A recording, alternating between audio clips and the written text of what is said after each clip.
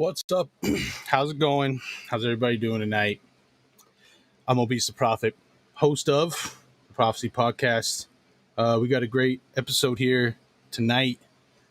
Super talented, dope MC, and teacher of the minds is joining us. Coherent will be joining us tonight. I'm without my co-host, but I do have lovely Rose in the background.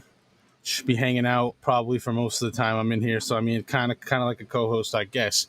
Maybe we'll have some special guests other than Coherent jump in. Maybe my co-host will join me. I don't know. But what I do know is I do want to jump into the sponsor script real quick before we get going here. The Prophecy Podcast is proudly sponsored by MPC Stuff. Hundreds of replacement and upgrade products for any MPC or other Akai machines. Fast shipping quality products. Go to mpcstuff.com. We respect our partnership with them tremendously. So I regret nothing apparel.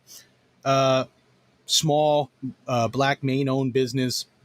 It really doesn't get any better than that. They got the greatest social messages on their gear. They're revamping their website, getting some new designs out. Hit them up at irnapparel.com. Of course, our smoke break is brought to you by Fire on 4 down at 367 4th Street in Portland's Old Port. They're medical only, but they got the ultra-fine cannabis products that you need and you want when you come here to the great 207. Also, let's not forget what's happened in Boston. They're always posting events and things for families to do in the Boston area, New England. They help us out. They promote shows that we do, and so we got to shout them out. Also, let's not forget about Elevate Audio and Visual. We're doing photography, videography, music videos. We have a mobile studio. We do graphic design, promo, anything. Go to elevateaudioandvisual.com for more information on that. And last but not least, Bars Over Bars. Because without Bars Over Bars, we wouldn't exist. So shout out to them. And without further ado, let's bring in tonight's guest, Coherent. What's up? How's it going, everybody? Good, man. Good to see you. Yeah, good to see you too, man. Been a minute. Yeah, it's been a while. Excited to be here. Yeah, long coronavirus vacation. Yeah, for sure. He's doing much of anything aside from. I'm on summer vacation and Corona vacation. It's cool. Yeah. Yeah. So, yeah, man. So normally, if you've caught a couple episodes of this, we just kind of jump in with like a bio. Let everybody know, how old you are, or where you started from, how you got your name, to where you're at now, as far as the music's concerned. All right. So my stage name is Coherent. I started rapping when I was like 15 years old, and growing up in Maine, we don't really do hip hop. Like it isn't like there isn't ciphers on the block, and there isn't like a real like huge cultural thing. Like we ride 4-wheeler and hunt moose and shit. So I really discovered hip hop on the internet, and I started in about like 07, 08. There was a lot of there was a community for like rap battling and text battling and audio battles on the internet. And that's how I really got started. But I started at about 15 years old. Obviously, it was trash at 15. But I always had like potential, and even like some of my older stuff is still on the internet somewhere. I'm not going to go post that or anything, but it's out there. It's back in the SoundClick days. Yes. But yeah, no, that platform really just made me a really good writer, and it taught me about the culture of hip hop, which I really couldn't necessarily experience in Northern Maine. So, when I really experienced hip hop coming out here to Las Vegas, that's where I am now. And when I came here, the first thing I told myself, I'm going to immerse myself in this hip hop culture because I know it's here. Or I'm going to be able to find it. So I found, some producers and a studio to work with, started getting on shows, going to open mics. And granted, I didn't really even have that much of a, practice with any of that. Yeah. And so like I really had to get good at actually emceeing and rocking crowds and learning the performance aspect of it when I was already pretty solid at recording and making songs at that point and writing. So, it's just been a growing process, especially coming out here with Las Vegas and being around the culture and so forth. And now I'm just doing my thing. I've done a bunch of shows. I've thrown shows. I've put out several albums out here in Las Vegas. You know, and we're just keeping it running. And that's really what I started out here is Rebel Underground Network. Yeah. It was very different early on than what it is now. Now it's more of like just an underground hip hop platform. Whereas when it first started out, it was more of a collective type thing where I helped some artists with their social media and promoted their music, and we threw shows under the brand and stuff like that. But then, you know, you just sometimes you do too much for people and they don't really give you the respect you deserve, and they're not really pushing it like you are, and they don't really care. So I was just like, all right, you know what, we're going to do something a little different. And we went to just a more generic platform, started building our social media, started doing our own content, and really focusing on me and my art and in AJ's art. AJ is my partner in rhyme, as we like to call it. And yeah, we've been making music for, 3-4 years at least. So that's where I'm at right now, man. Cool, man. So, yeah. So, what about your style? If you had to describe your style to somebody, what would you say it is? Super conscious lyrical. I really that's where I shine on like dark boom bap, conscious lyrical hip hop. Think Tragedy Gaddafi, think Prodigy, think some of Black Thought stuff, Cannabis, K Reno. Mm-hmm. Those types. That's really where I shine. But I'm versatile, man. I'll fuck up a trap beat. I got a great flow, and I can switch up a lot of things. I'm lyrical on almost everything. Switch the flow up for sure. Like you can definitely hear that. If you go through and listen to the music, you can definitely hear it's not just the same old thing over and over, but you would mesh well with a lot of different artists. You know what I'm saying? Mm-hmm. If it was like, hey, hop on a track with me, blah blah blah. It wouldn't just be one-sided or whatever. It's definitely versatile for sure. No, and I always pride myself, and that's kind of my next step is to start doing collabs with some bigger names where I know that their fan base would fuck with my shit.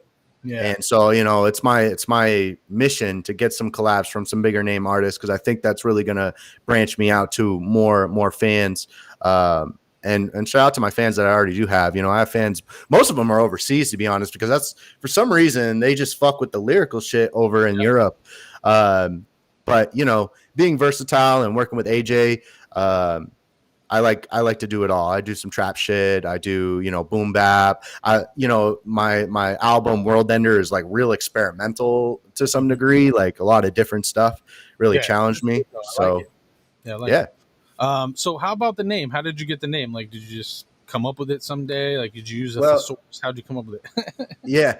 My first name was Nemesis, way back in the day, but, kind of wore out. And then, I just liked Coherent. Nobody was named Coherent, and it means logical speech. And I think that's a good way to describe how I rap. Like I'm not like, I'm technical with my bars, but it's still like very understandable.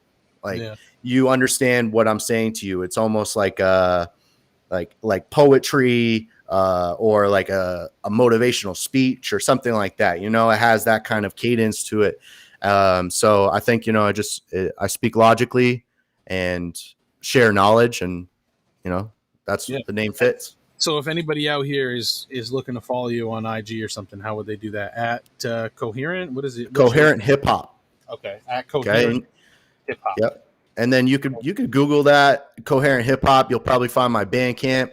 You'll definitely Coherent Hip Hop. You'll find me on Twitter, Instagram. You'll also find me on Facebook and so forth. So yeah, definitely go to that. But also follow the other brands too. I'm in a group called Alumni with my buddy AJ. That's spelled ALVMNII. And it's at Alumni for everything, all those social networks. And then Rebel Underground Network. Rebel Underground Network. You can find that. The places you probably want to follow us are definitely Facebook, Instagram, and YouTube. So I see somebody in the chat saying he subbed on YouTube. Thank you. I appreciate that so much, man. What's up, my guy? It's been a minute, but you're back up in here. Last time I saw you was Wednesday in here on the Wednesday show. But yeah, good to have you in here. Casino, I see you. What's up? If you guys got any questions for Coherent, we'll stop at 9:00 at smoke break and ask them. We're going to get into some music with him. But first, this would probably be a good time to go into the the strange and crazy news. Now I got a Okay. couple of strange and crazy. I mean, obviously we know about the UFOs. The report that's come out was disappointing to say the least. But I kind of figured that they wouldn't commit to anything without any real hard evidence, Right. to back it up. They're just it's unidentified at this point. Basically, is what I'm hearing Right. through the report. Which And really all they said is that this is potentially a national security concern. That's Right. really what they wanted to, say. But you're talking to probably the biggest conspiracy theorists, Okay, so Yeah. don't. I mean, if you want to get me started on what the whole like end game for the aliens are, So you can count on every delicious cup of new. Hold on. gonna- but yeah, man, I was definitely disappointed, but not too surprised. Like they don't just like throw stuff out there like that. And there's a lot of that document that is probably classified to some degree, that they're not going to necessarily release because of national security and all that. So yeah, my theory on aliens is pretty interesting. Well, what is it? What's the theory? Okay. Well, here's the thing. I think aliens, they could be, planetary. Okay. But I tend to believe that they're more interdimensional and that they can appear in this realm and they're not necessarily coming from other planets, but they're traveling within the dimensions. And so, when you take a look at a UFO, most of the UFOs, honestly, are not like spacecraft. Like if you saw a lot of videos, you might have some that show some craft, and that might just be some, military technology, which is what some people believe that these UFOs are. But some of these are just like orbs of light that are traveling at the speed of light. They're blinking, they're dipping out of the atmosphere and so forth.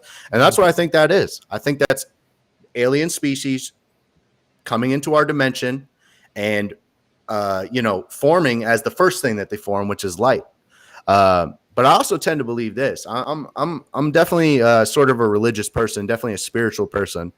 I believe that the aliens are the angels and demons that are talked about in the spiritual books. They just didn't call them aliens back then. You know what I'm saying? But these things have been around the entire time. Right. And they've been communicating with humanity throughout this portion of our history since we've documented it.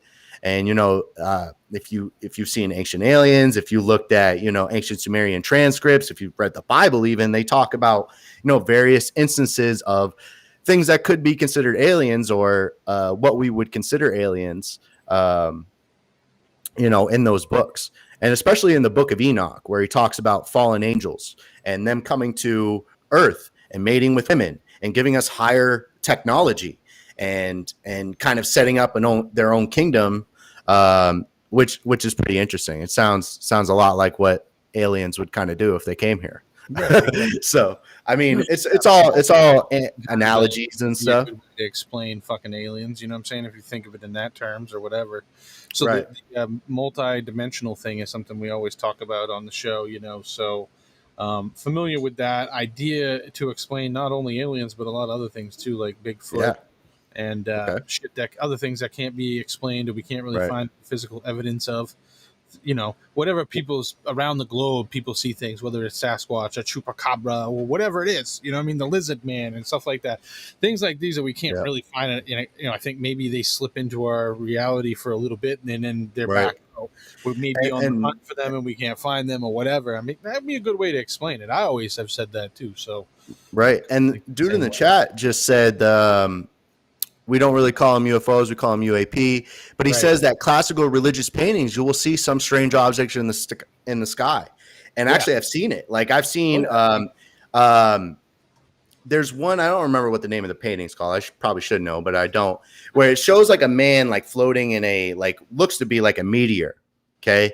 But really what these are, okay, these are, and it talks about them in the Bible. They're called the seraphim, and they show themselves as fire. They're balls of fire, and they travel in what is known as a Merkaba, which is basically a chariot of fire.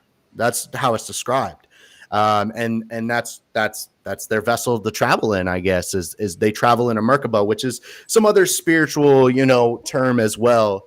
But Like that would be my. He said, "What do you think those could be?" That's what I would think they could be. Exactly. These are beings traveling in Merkabahs. yeah.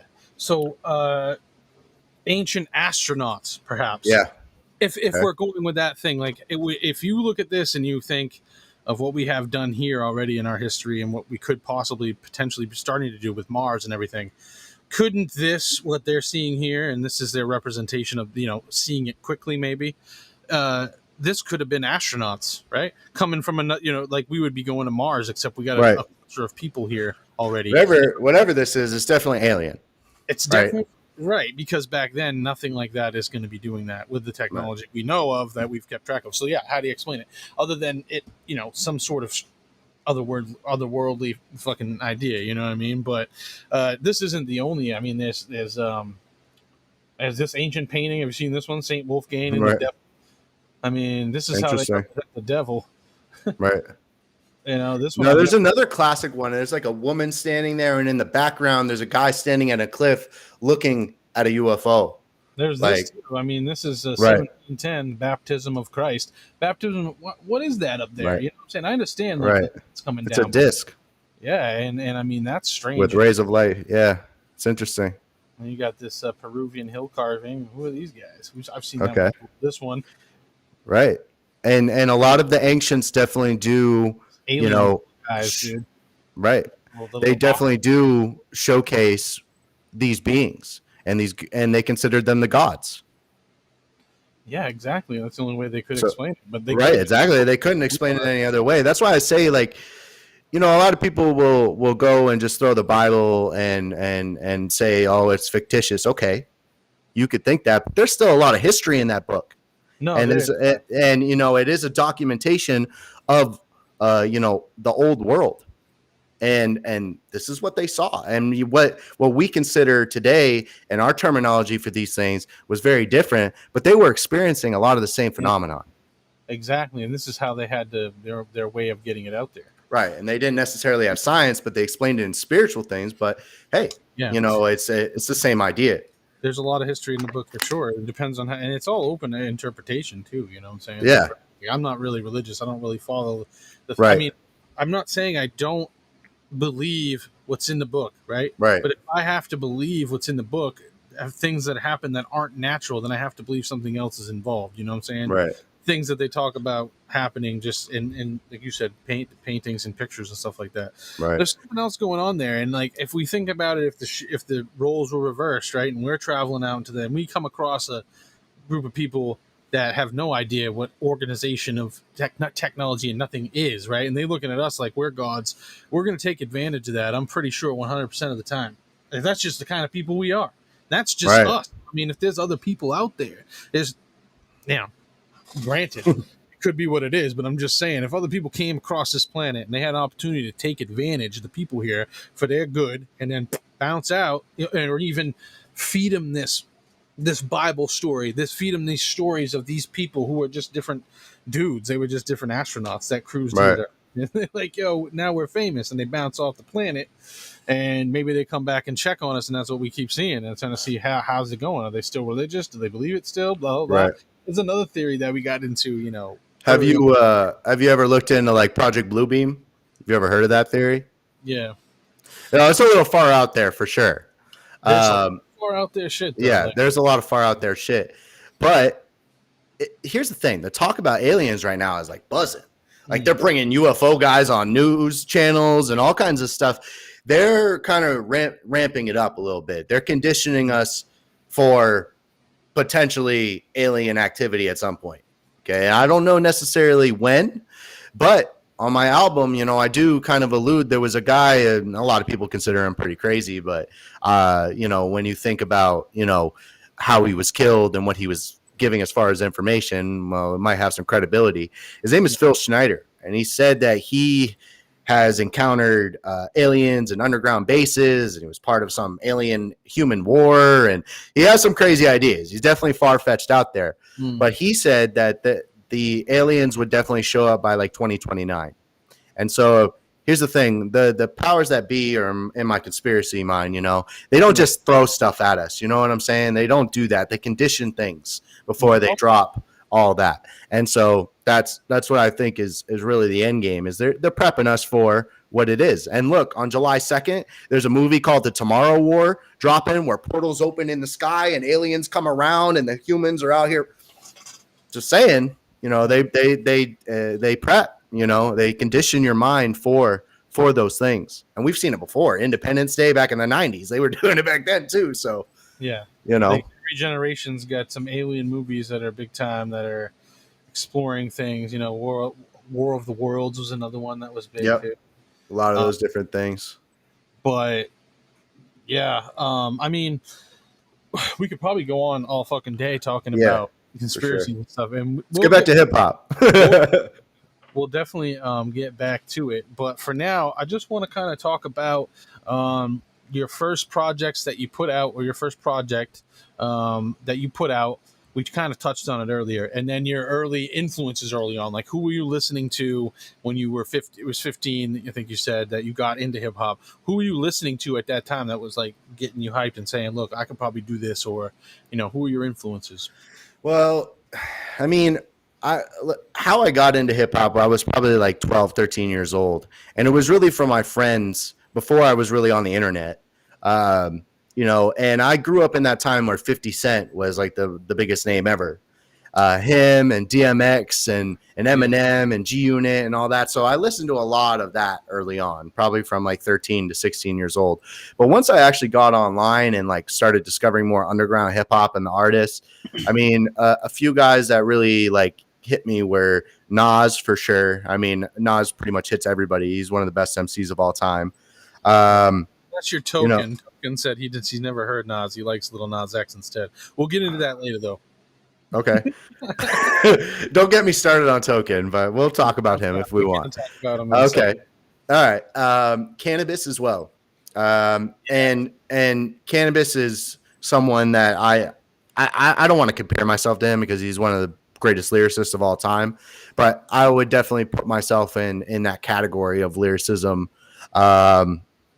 And it was really his conscious shit, like the Melatonin Magic, the Lyrical Law albums, the new stuff like the Horseman album. Like that's the Cannabis. Now I know he has like the Rip the Jacker kind of battle rap stuff, which I really liked a lot of that too, because I used to do the audio battles and the battle rap and stuff like that. But Cannabis, definitely one of my biggest influences.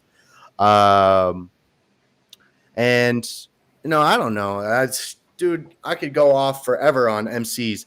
My favorite MC of all time is Black Thought, though. The first time I heard The Roots, my mind was blown, bro. I was like, whoa, this is totally different than what I've heard, you know, which is, you know, Boom Bap and DJ Premier and Guru and stuff like that. There was a lot of stuff I was listening to. But when they play with a live band and you hear that kind of still that real hip hop feel, but it's played with a band and there's all kinds of different sequencing. Oh, man. So Black Thought is definitely one of my favorite MCs. So I'll go with those guys. You know, Cannabis, Nas, Black Thought, definitely some of the best lyricists of all time. Yeah, definitely, for sure. So yeah, and so in school, did you were you in any bands? Did you do any choir, like play any instruments or anything like that? Yeah, when I was in middle school, I played trumpet. Yeah. And I played for like 3 years. I started in like 6th grade and quit in high school. But it's not easy. I was I was pretty good, man. I could almost play taps. Like I was learning how to play taps, which is what they play at funerals when military servicemen die and stuff like that. It's hard to play. Like you got to hit some crazy notes playing taps. So, but I've done it. I did it back then, and I was learning how to do it. So that's pretty much the only instrument I play, though. I've never really dabbled in making beats. I know AJ's trying to get me to make beats and all that, but I like to write. I'm a poet, man, and I'm an MC. I like to speak to people and inspire them and rock a crowd and be poetic and stuff like that. So I think, you know, I try not to play too many hats. I want to learn how to do, you know, mixing and mastering and making videos and stuff like that. But, you know, maybe later on, once I've mastered all that other stuff, okay, let's sit down with a drum pad and learn how to do this now, you know, but we'll see. Yeah. And so first project that you ever did? My first real project was called Live from the Basement. That was just, you know, a bunch of SoundCloud producers, jacking for beats, honestly, just making songs. but it's a very spiritual album. Not so much like conspiracy or really even hip hop, but just like some early thoughts. And a lot of those songs were written when I was like 18, 19 years old, but didn't come out until I was like 22, 23. So, yeah, Live from the Basement. There's some gems on there though, for sure. Right. So what was the process of recording and mastering that project? Well, I worked with a engineer out here. He does a lot of things. He raps himself as well. His name is Phil A. And I made my first 3 projects with him: Live from the Basement, Operation Boom Bap, and then Foreign Aid. But pretty much the same process for all that. You know, studio time, go in and record, mix and master. You know, drop. Just kind of write. Really, the project that I'm the most proud of is definitely World Ender, because I did that. Like, I mixed and mastered that. I picked all the beats. I wrote to everything. You know, I really just put all of my time and effort into that. Not that I didn't on my other projects, but just a little bit more on World Ender for sure. But all 3 of those albums are crazy. Live from the Basement is more spiritual. Operation Boom Bap is definitely more like conspiracy, political hip hop. And then Foreign Aid is like some hip hop, like MC, like rocking crowds with call and response and more like cultural references and stuff like that. So I think you get, and they're all boom bap. Really with the trap stuff and all those new style beats, you'll find that more with my alumni stuff. Mm-hmm. But yeah, I got tons of music out there, man. Hell yeah. And so do you listen to any genres besides hip hop at all? Oh man, I'm a huge music fan. I'm a high school teacher, and I teach the history of popular music. Right. So, I mean, I have to teach about pop and jazz and even EDM and stuff like that. So I listen to a lot of stuff. I grew up on a lot of classic rock. Yeah. The Eagles. I like a lot of folk music too. One of my favorite artists of all time is Jim Croce. Amazing songwriter. And like for a folk singer, this dude could actually sing. Some of them were not great singers, but Jim Croce was amazing. I just really like a lot of songwriting and kind of softer rock, folk rock. So the Goo Goo Dolls are another one that I really like. But yeah, classic rock and soft rock are kind of my thing. Yeah.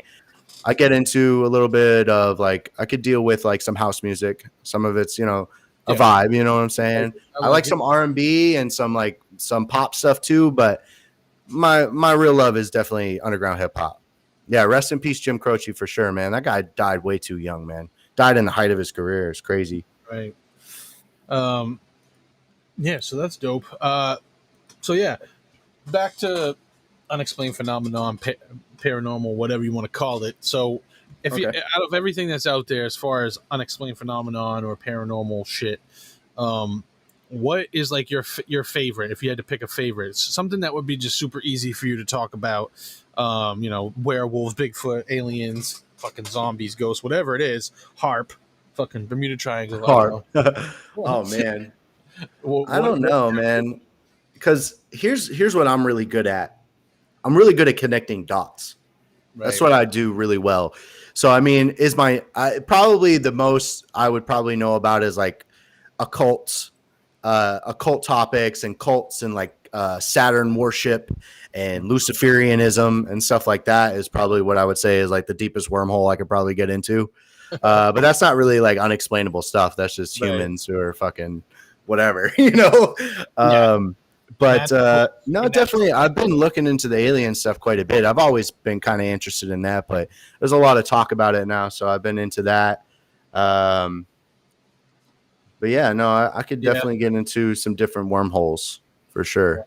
The alien thing is an easy thing to talk about, but more broadly than rather just aliens, just the whole concept in general. Like we always go back and forth on it.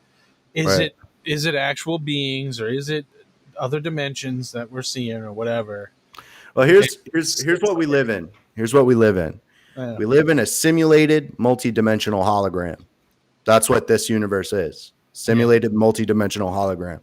So definitely there could be, planets out there and aliens are coming in from there.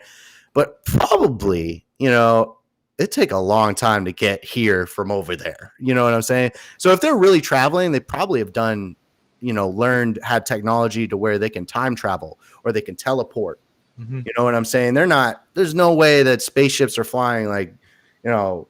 Well, I heard a theory actually. It was on, on YouTube. So I'm on YouTube looking at every morning. It's pretty much what I do. I get up and I look up weird shit, and I just try to find out things. But there was this video I watched this morning. They were talking about, I can't remember now because exactly what it's called, but the theory was if you're thinking about traveling between places and you take like a piece of paper and you lay out the distances or whatever, think of it as Pac-Man, right? So they're like, Mhm. you're going along and you're able to travel here. When you get here, it's like, you end up going from this back over to the other side, almost instantaneously. Like if you went off on Pac-Man, you just show up on the other side.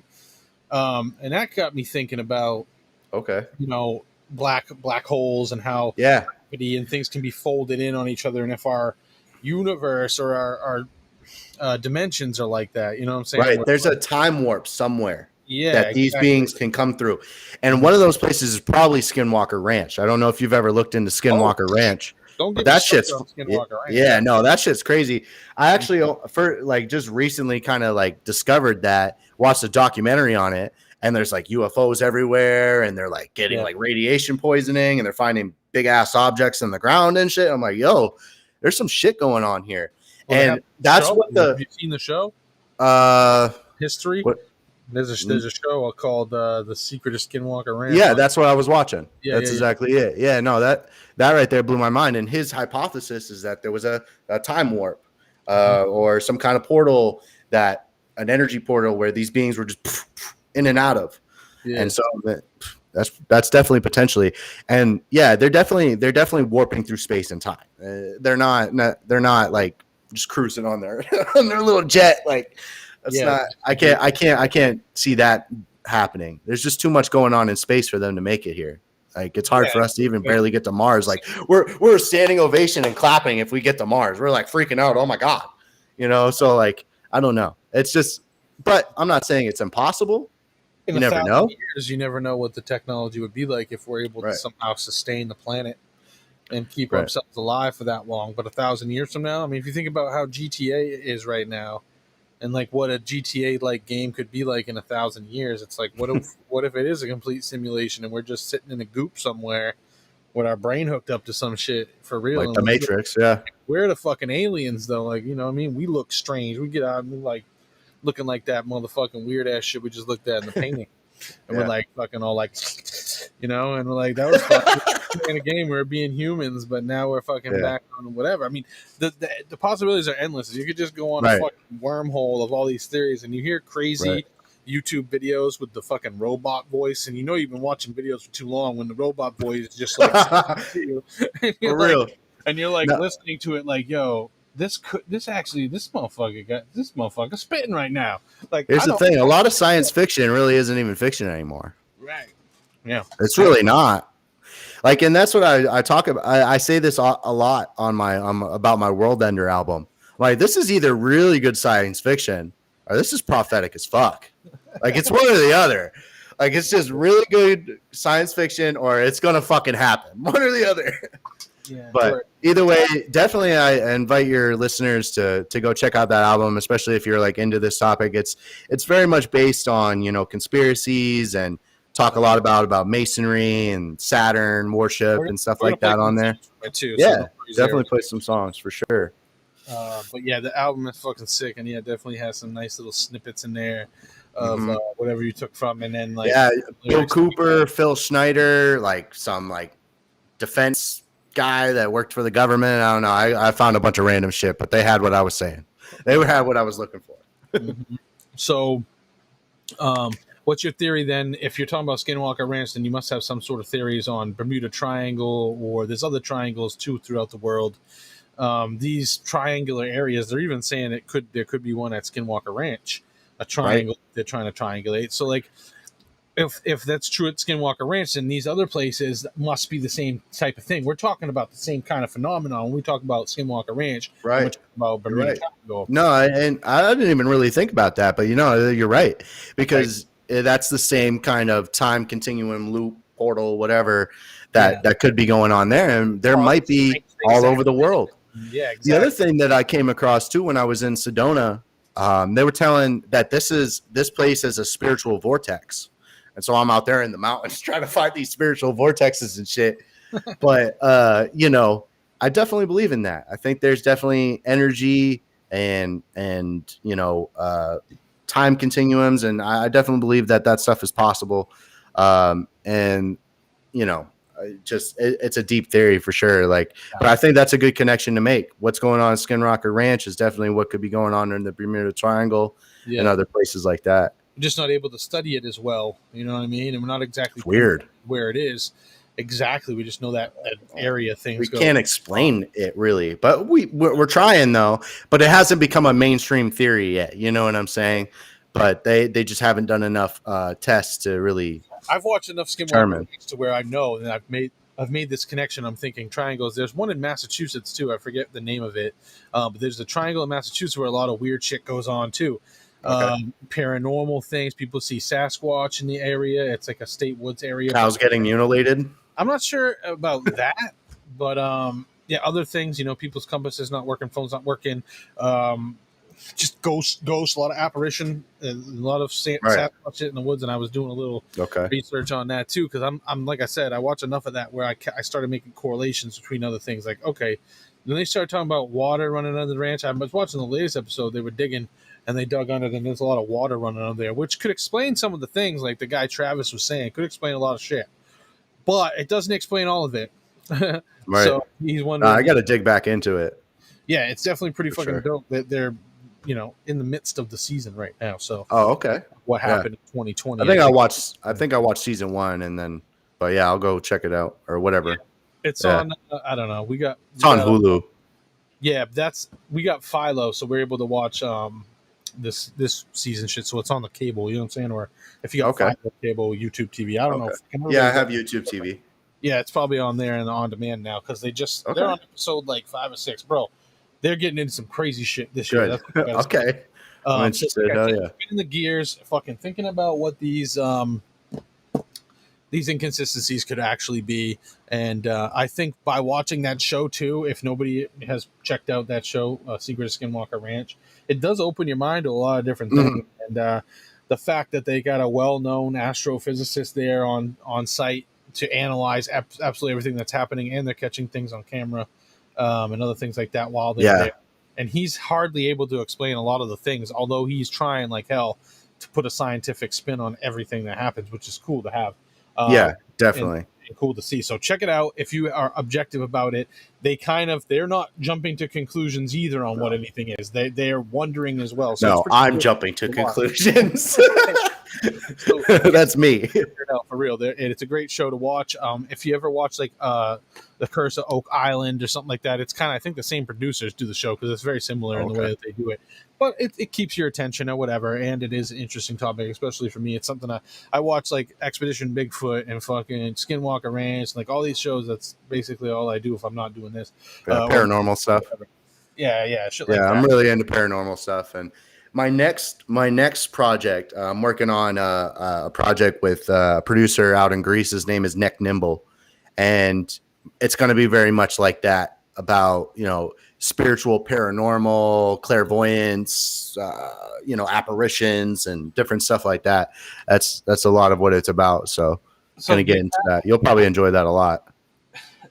So I want to, before I lose what I was going to say, I want to ask. So you say you're into paranormal stuff like that. Do you have any personal experiences with that? Bro, I've seen a couple of UFOs. Sure. Nothing like out of the ordinary though. Like they didn't like appear to me or anything like that. But I've seen them in the sky. I've seen them dart across the sky and just disappear. I've seen a few of that, especially living out here in Nevada. We definitely, some people theorize that, there's aliens as close as Nellis Air Force Base. I went up to Indian Springs, which I think his name was Charles Hall. He wrote a book about great or like white Nordic aliens or something like that, and he said that they're in Indian Springs and stuff like that.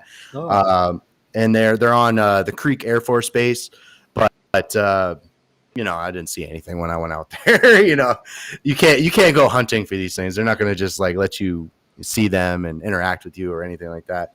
But paranormal stuff other than that.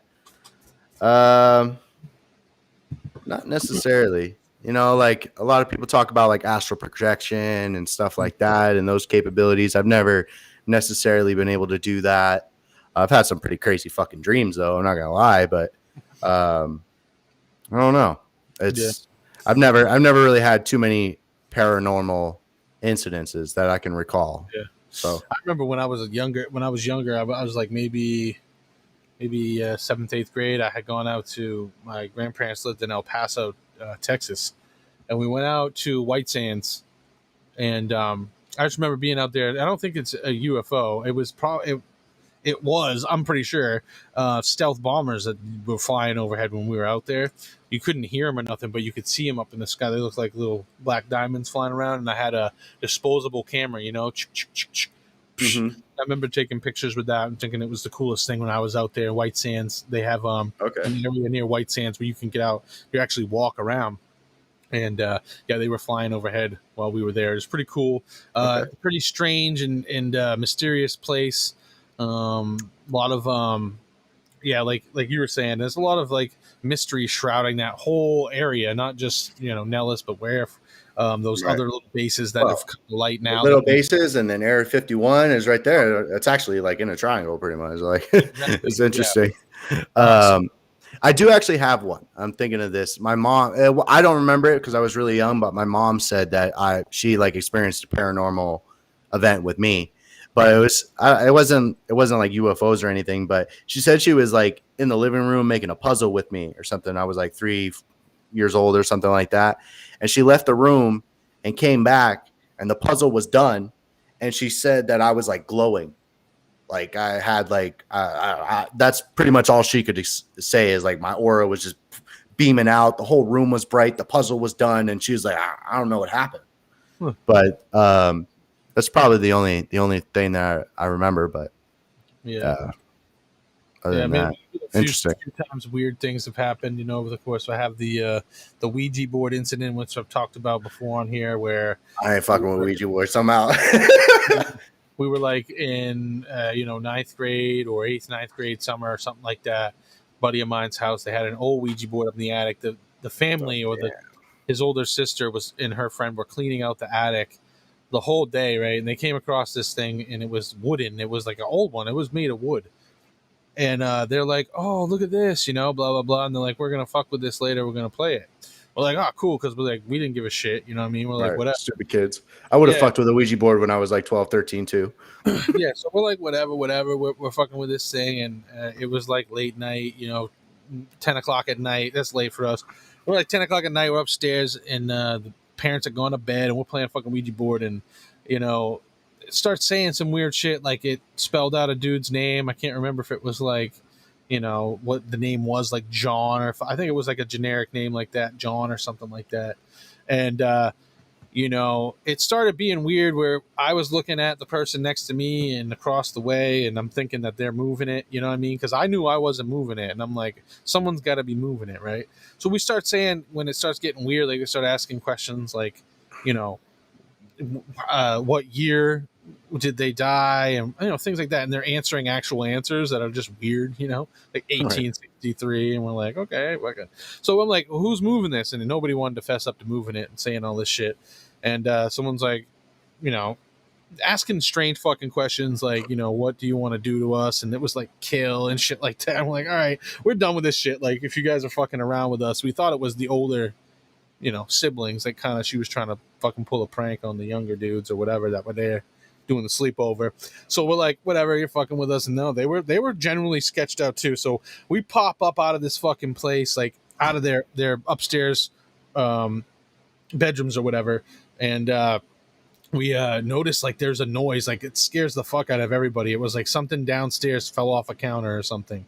And it was like nobody was awake, and nobody wanted to move at that point to go down the stairs, right, to see like what it was. Everybody just stood at the top of the thing, and we all looked over at the board, and the thing had moved from where we left it, right? It was left on like a fucking letter or something. It had moved over to the thing that I forget what it says, but the thing that said like exit or something or leave or whatever the fuck it was, it had moved. And we're like, what the fuck? Someone hit that, and she picked up the board, and was like, we're out of here, and drove down to, in Kennebunkport, there's a jetty, We took us 15 minutes to drive out there. It was a rainy, windy fucking night, right? She took this fucking board out in the sand and said, I don't know. I don't trust this fucking thing. And she just frisbeed it off the jetty into the fucking ocean, right? And we're like, sweet. We're done with that shit. Fucking A, let's go back. We go back to the house. All is normal. Everything's perfectly fine. We hammered down some Mike's Hard Lemonades. I think we had drank, me and my buddies, in his room, fucking play video games, go to bed, wake up the next fucking day. Everything's fine. We go about our business. We're playing basketball. We go swimming in the fucking pool. We come in. Then next thing you know, her mother, we come in for like lunch or whatever it is into the house, and her mother had a Ouija board, dude, set on the fucking kitchen counter. And oh my God. like, yeah, and she was like, you guys left your Ouija board down here last night. And I just remember looking at my friend Kevin, whose house it was, looking at the Ouija board and to me, it looked exactly the same as the one. It was made of wood. It wasn't like, you know what I mean? And then I looked at his sister and her friend, and or like, you didn't burn it. Her friend wasn't there anymore. Actually, it was just the sister was there, and she was just looking at me like fucking super sketched out. And I left, and after that incident, I never ever ever went back over to that fucking kid's house. Yeah, no. See, I was interested in that when I was like kind of young, and I asked my mom about it, and she's like, no. She's like, don't ever play with the Ouija board. Apparently her sister did, and she had a really creepy experience and all that stuff. So she kind of like put it in my mind, like, don't try to like interact with spirits and the paranormal and stuff. She's not like super religious or anything like that, but definitely, not, she understood kind of the supernatural of that. But I've heard if you burn them, they like scream at you and shit. So I don't know. Yeah, I don't know what they did with it after that. Like, I seriously stopped kind of being friends with those people after that because it freaked me the fuck out. But before that, when I was younger, my mother had played the Ouija board with me and my cousin Nick. We talked about this before too. And she was asking questions about her uncle who had passed away a few years back, right? And I remember her asking, and this freaked her out because she fucking gasped. Like she was genuinely scared, right? And we were sitting there, and our living room had a touch lamp, right? So it was like, this was the 90s. Touch lamp, everybody had touch lamps and shit. It was just a little touch lamp. It was in the corner, and it was dark in there. And she had candles on the table where we were playing with the Ouija board. And it wasn't like some scary shit. She was asking it friendly questions. And I think she was moving it for the most part, right? Because she admitted, I was moving it. When she asked about her uncle, right, things changed. She asked about her uncle, and then blah, blah, blah. She started to get this weird look on her face. And I looked at her, and then, I'm looking at my cousin. And next thing you know, the touch lamp, when she asked a question like, give us a sign that you're here with us, is what she said. Because she didn't believe what was happening. Give us a sign you're here with us. Boom, the touch lamp went on. One touch. It was like one where you go 3 brightnesses, you touch it. One touch, and it turned on in the living room. And me and my cousin, we were like kids. We were in like probably 3rd, maybe 2nd, 3rd, 4th grade, right? We look at each other, and we're fucking terrified. And my mother she gasped, and she's like, like, what the fuck? And then she said, if that's really you, do it again. And the motherfucking light did it again. And she's fucking losing it at this point. She says, if it's truly really you, let's see it. Turn it off. And 2 times that motherfucker turned off. Yeah, my mother was freaked out. My cousin, though, ever since that, he never, ever. Someone mentioned he was telling me when he was in jail, someone tried to make a Ouija board. Yeah, he was in jail. Someone was like, let's make a Ouija board. And he was like, hell no. And he locked himself in his cell for the whole night because people were fucking with it. He wanted nothing to do with it. That's how scary he was. But, like, I don't fuck with him. I'll talk about it. People know, like, seriously, you can do some shit you might not even you might not know you're doing. Well, here's the thing, man. Like I mentioned, I'm a teacher, and I used to sub a lot of elementary school. I encountered a kid who was definitely possessed, bro. And he, on record, he had like an IEP. He was in kind of special ed classes and all that. But on his record said this kid used to play with Ouija boards. He played some weird like Charlie game. I don't know what the hell it is, but it involves a pencil and stuff like that. And he would always try to do weird stuff. And one day in class, we had these kids like think about making a business. And he wanted to make this fucking weird business where it was like a carnival inside with baby doll heads everywhere. And you had to give your money so you can get in return his fucking baby doll money. And in there, you would like see all kinds of blood. And I was like, bro, like, what are we doing right now? Like, you're like 9 years old.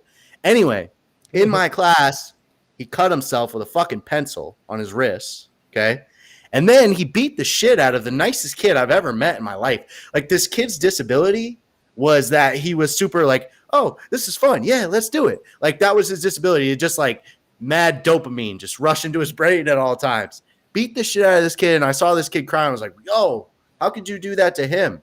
But he just like out of a blue just attacked this kid. And then they sent him home. And I was like, yo, that was crazy. Like, this happened in one day. Damn. And I it said in his shit that he had played with like Ouija boards and was into like paranormal shit. And I was like, yo. Yeah, man, you want to fuck with it. Yep. Especially if you are like, I heard like if you are a very religious person, it's even worse. So Yeah. I think it would just be a thing you should avoid. Yeah. Plenty of videos on the internet too about Ouija boards and Dybbuk boxes and all this weird shit too. If you want to go down that fucking rabbit hole, to make sure just to clear the air and make sure that you don't fucking fuck with that shit. Watch some YouTube videos on it, because it'll definitely help you out in that decision making process. Right. Top five, what we want to do right now. So I think we said we're gonna do top five artists. Let's do top five rappers right now for you. So I have like two top fives. Like, I have like a historical top five, which is a little more objective. Like, I base it off of the influence, and then I have my favorites. So which one do you kind of want to hear? My favorites? Let's hear them all. Yeah, let's hear them all. So I mean, my favorites. My favorite MC of all time is Black Thought. He's got classics. Dude's won a Grammy. He's the house band for the Tonight Show. Yep. You know, like, as far as like real MCs and real hip hop shit. Like, he's done a lot, and he, you know, he has a lot of classic verses, classic collabs, one of the best freestyles ever on the Funk Flex. Like, he's definitely somebody that I really revere, and he's my top MC. I really like Tragedy Gaddafi as well. Okay. Intelligent Hoodlum was his old name back in the day. Mm-hmm. This guy is the most underrated MC of all time. And like, for me, it's not even really close, because him and Cool G Rap really fathered that whole Queen scene. Nas, Mobb Deep, Capone Noriega, you know, all of those guys. Without Cool G Rap and Tragedy Gaddafi, I don't know if they have that storytelling, that street science, the spiritual nature of their stuff. And a really great documentary on Tragedy Gaddafi is called The Story of Queensbridge. It basically just outlines it right there, how he like really established himself in that scene and really did the hip hop shit there. So Tragedy Gaddafi, and he just dropped an album called The Hidden Files. Dope, super dope. Still making classic shit. But the reason he's underrated is because nobody ever talks about him. Like, when you talk about underrated MCs, I always hear the same name. People say Black Thought's underrated. I'm like, no. If anybody considers Dude the GOAT, he can't be underrated. And if you're really paying attention, like, you definitely have Black Thought in your like top 20. Like, if you're really looking at hip hop from an objective lens, like, he's up there. But Tragedy Gaddafi never gets mentioned for anything, and I'm just like, how is that not? He's dope enough. He's got the influence. He's got some classic tracks. I don't know about classic albums. That's all, you know, subjective, but definitely some songs that are just like, yo, this is fucking crazy. One of those is Lift Your Glass. It's one of my favorite songs of all time. Lift Your Glass by Tragedy Gaddafi. But anyway, another guy, Lupe Fiasco. Not somebody who's really inspired me, like, on my writing style, but I love Lupe. Like, he'll personify random shit. Like, he'll like start a fucking war between a fucking dollar bill and a fucking peso in his song. You know what I'm saying? Like, it's just, he's ridiculous with the way he tells abstract stories. He can really just spit about anything too. Like, he can dumb it down if he needs to. He can get really crazy with it. He's just super smart too. I love his the Royce and Lupe podcast and stuff like that. Yeah. But the thing about Lupe is his mixtapes, man. Whew. His I think it's the Fahrenheit 1st and 15 mixtapes. Bro. Yeah. Next level lyricism on this shit. Like, blow your mind. He has one song called The Twilight Zone. That song right there, he does like a lot of different personifications where he's going through the ills of our society, but he's explaining it through inanimate objects like snapbacks and I don't know, just like NPCs or are versing the fucking the Fruity Loops, and like I'm just like, yo, what are we doing? Like it's super abstract, but I love Lupe for that. Then we get now it gets a little muddier. Now it's like this part of my top 5 is definitely going to change from time to time. Right. I'm just going to throw out an artist that I wouldn't put him as my like top MCs because he's not like crazy lyrical or he's not doing anything like super different than anybody else. But one of my favorite artists, his name is Felly. And he makes more like wavy white boy rap. Like honestly, like I don't know how to describe it, but he makes everything really. He makes his own beats. He makes pop music. He makes folk music. He makes hip hop. He makes R&B. He makes all kinds of different styles, but he does it with his own mantra and all that. But he's just got a vibe for everything. And I really want to see him live at some point. And it's pretty dope. He has like this little community on his phone. This dude sent me a fucking happy birthday, bro. He doesn't even know who I am, but like he sent me a happy birthday text message. I was like, yo, fucking Felly just sent me this shit. But he's just a good soul, man. Like he's one of those people that brightens up a room. You can tell just if you go check out his YouTube, he's done a lot of shit. Like he's been making videos since he was like 15 years old. Making beats on the MPC and then rapping a song. He's been doing that for a long ass time. Now he's doing like more like real theatrical, real artistic stuff. But it's awesome to see his progression. And I think his YouTube is called Fell Nuts. So, but yeah, he's from Connecticut, actually. But he moved over to the West Coast and he does some shit with this other artist called Gyps. But they're really dope. I listen to them almost every day. And then I don't know, a couple other artists, Mos Def. I really love Mos Def. Yeah. Specifically, the Black Star album. One of my favorite songs of all time is Thieves in the Night.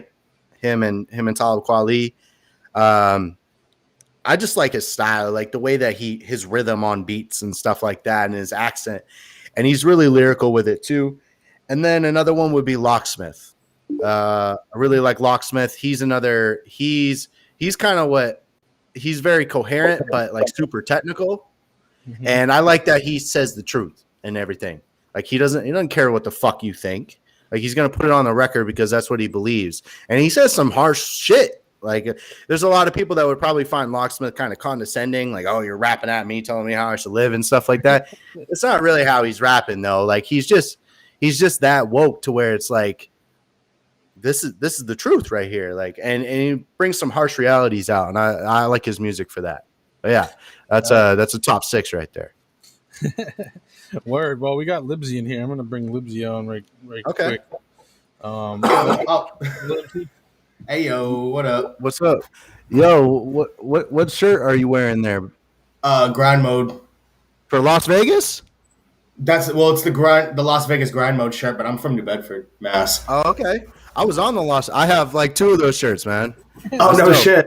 Yeah, shout out to Grind Mode. Those guys are they show me tons of love all the time. But yeah, shout out to Grind Mode. That's fucking awesome that you're rocking that shirt. Dope. Fuck yeah, Lingo's cool as shit. That's the dude right there. Yep, that's the homie. AOK. I have AOK on my World Ender album actually, and that fucking song is ridiculous. I was gonna play that too. Oh wait, I fucking heard part of the World Ender shit on their live stream. Probably. All right, so I'm familiar with that. That shit's nuts, dude. Thank you. Yeah, we're gonna for that right now during the smoke break. It's 9:00 right now, so that's why I showed up. I already got the bowl packed and everything. All right. So, yeah, it's a perfect timing. But yeah, it is time for the smoke break, which is sponsored by Fire and Force. So if you got any trees, now's the time to light it up. If anybody got questions and they're still in the chat hanging out, hit the chat with some questions. But for now, I just want to jump into this song right at the top of your list here called Stop Thinking, if you want to kind of preface the song a little bit. Yeah, this song is like my magnum opus, I would say, because it's with somebody who's a really established artist, Georgia L. Muldrow. She's signed to Mellow Music Group, and she's a legend in the underground. Like she had her and her husband Declaim are serious underground legends. And that was a cool moment that I shared with her. Like when I went to her spot and had her do this collab, and then we stuck around for 2 hours and just went into a wormhole. Like she's super dope like that. But also on this, the beat was made by a producer. His name is Devaloop. Devaloop is huge. Like he's a world renowned boom bap producer. He actually just dropped an album not too long ago, and this dude has millions and millions of plays on like every platform that he's on. So to get a beat from him and then get Georgia L. Muldrow on this, I'm like, well. So this is probably it's not like my personal favorite track or anything, but I would say that this is probably the track that people will hear first and be like, okay, this is legit. Yeah, I like the song. So yeah, I mean, shout out to you for the song. The it flows well together. It's put together well. So here it is, called "Stop Thinking." Who's it featuring against, so everyone can hear. So it's featuring Georgia Ann Muldrow, and it's produced by Devaloop. All right, so "Stop Thinking." Man, we taking in too much you hear bullshit right now. Yes, sir. You need to clear your mind, man. Exhale the bullshit and minimize your stress. Yo. Propaganda is the proper slander. Y'all can shop for answers. Try to stop the cancer. Now you thinking you're the top banana. Exhale the facade. Admit that you've been lied to. They snide you. And your belief is what your ego hides through. Cold world, prone to fly through. Flow survival. Cultivate the garden and the fruit of what your mind brew. The vibe you can find to defines you. Hate is always ignorance from blind view. Unwind screws and ease the fate. There's no great debate. If your people safe and you have a hand in what your people late, then we'll keep it straight. Y'all concerned with what the ego late. Regal freight, not what's on your plate. Feeble trait sees our state. Know the week will break, and it's Saturday. You got a reason to be mad today. Do the people in your life support and have a stay? Yeah, you gotta say what you thinking it when our opinions sway. But there's actors in this play that will lead astray. No fucks will give it from my way. Watch where you offended at. Stressing on the pill, you need to bend it back. I don't need that bender crap. The fallacy of life is in your thinking cap. Overthought, now it's time to quit, son. Your fit's done, I'll hand it off to Miss One. You think so much, you make lights up, just need to loosen up. The lightweights that make you delirious. You fry small fish, take it too serious. Well, you think so much, you make lights up, just need to loosen up. The lightweights that make you delirious. You fry small fish, take it too serious. Well, clear it all, meditate. Fear is gone, elevate. Resonate the sphere of what you educate. If our generation hate, vegetate from what we regulate. And you replicate the story, are you hearing what you generate? Perpetuate the violence. I ain't saying to be silent, but be mindful of the content when you chime in. You can renegade from God and marinate the sword, but your timing isn't priming for the chord. There's no peace restored, fleece your hoard when the future's in your hands. But you making all demands, you gotta beat the band, but nothing for the people in your stand. Jetting like a giant in the meadowlands, and you got the nerve to steal the people's land. Least the brands couldn't give a damn, trying to sell me on your scams. You don't understand that hot heads expand, cold hearts contract. Observe all the facts and synthesize that. Ease the mind back, there's no conflict, that's divine math. We tell them. you think so much, you make light up, just need to loosen up. The lightweights that make you delirious. You fry small fish, take it too serious. Well, you think so much, you make light up, just need to loosen up. The lightweights that make you delirious. You fry small fish, take it too serious. Well,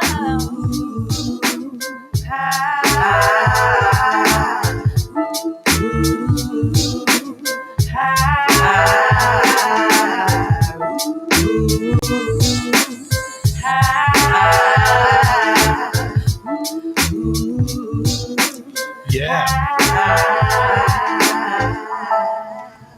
Say, man, you gotta listen up a little bit. Just listen up, loosen up, chill out, de-stress. Because you're making a lot out of a little bit, man. Just chill. Exhale the bullshit and minimize your stress. Exhale, fellas. I did miss the first part of that first verse just because I was grabbing my phone, but the rest of the song sounded fucking fire. Yeah, I know. That shit was like dope. I said, one of my better tracks for sure. That's off the 4 and 8 album, and that whole 4 and 8 album, like I was saying, is really just like my ode to hip hop type shit. Like it's real like MC shit. A lot of call and response on that album. There's a couple songs in there that are kind of conscious, but I mean, you know, it's not like super deep or anything like World Ender or anything. But definitely a really good project too. 4 and 8 and World Ender, like those are complete projects to me, and definitely check those out. For sure. But yeah, I mean, that's one of my favorite favorite songs because it just sounds so great. It's any hip hop song that has that sound to it, where it's like feel like you're in the coffee shop. You know what I'm saying? Like it has the piano in there, and it has like the brushy drums, and like it's jazzy, and it has the singing. I mean, it's like almost the epitome of what fucking hip hop. Yeah. Right. Yeah. You got the soul in there. You know what I'm saying? Yeah. It's got that pure essence. Yeah. Right. And Georgia does stuff like that all the time, man. She makes like jazz albums. Yeah, exactly. So you know what I'm saying? Listening. But that's the whole vibe. But I mean, it is a whole vibe. You got to pull it. It's almost like you were talking about Mos Def and like India, not India, but Erykah Badu and India Ari, kind of Common and like that, all that kind of shit. That jazz rap stuff. Yeah, exactly. That same kind of feeling. I love all that kind of shit. Hell yeah. That's kind of why that song I think sticks out for me. But I mean, that's just like one of my favorites. There's so many songs. It's just like we're just gonna get into another one. So if we want to pick another song off of Spotify, just so we can do compare and contrast, we go from that song to something off World Ender. So pick something off World Ender to go to right after that. Like, super contrasting. Shit. Oh man, so much good shit on that. Parallel Dimension. All right, and you want to set it up a little bit? So this is where the fucking album World Ender really gets crazy.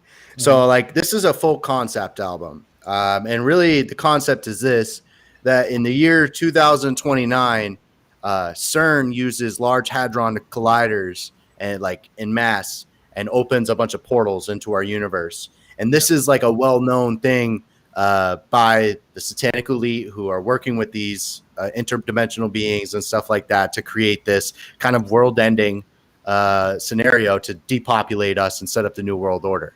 So that's I got to set that up for the first time. Right. You know, you can't just fucking drop into it. But really after the portal loop, Parallel Dimension is where the mayhem goes. And then this is a really short album.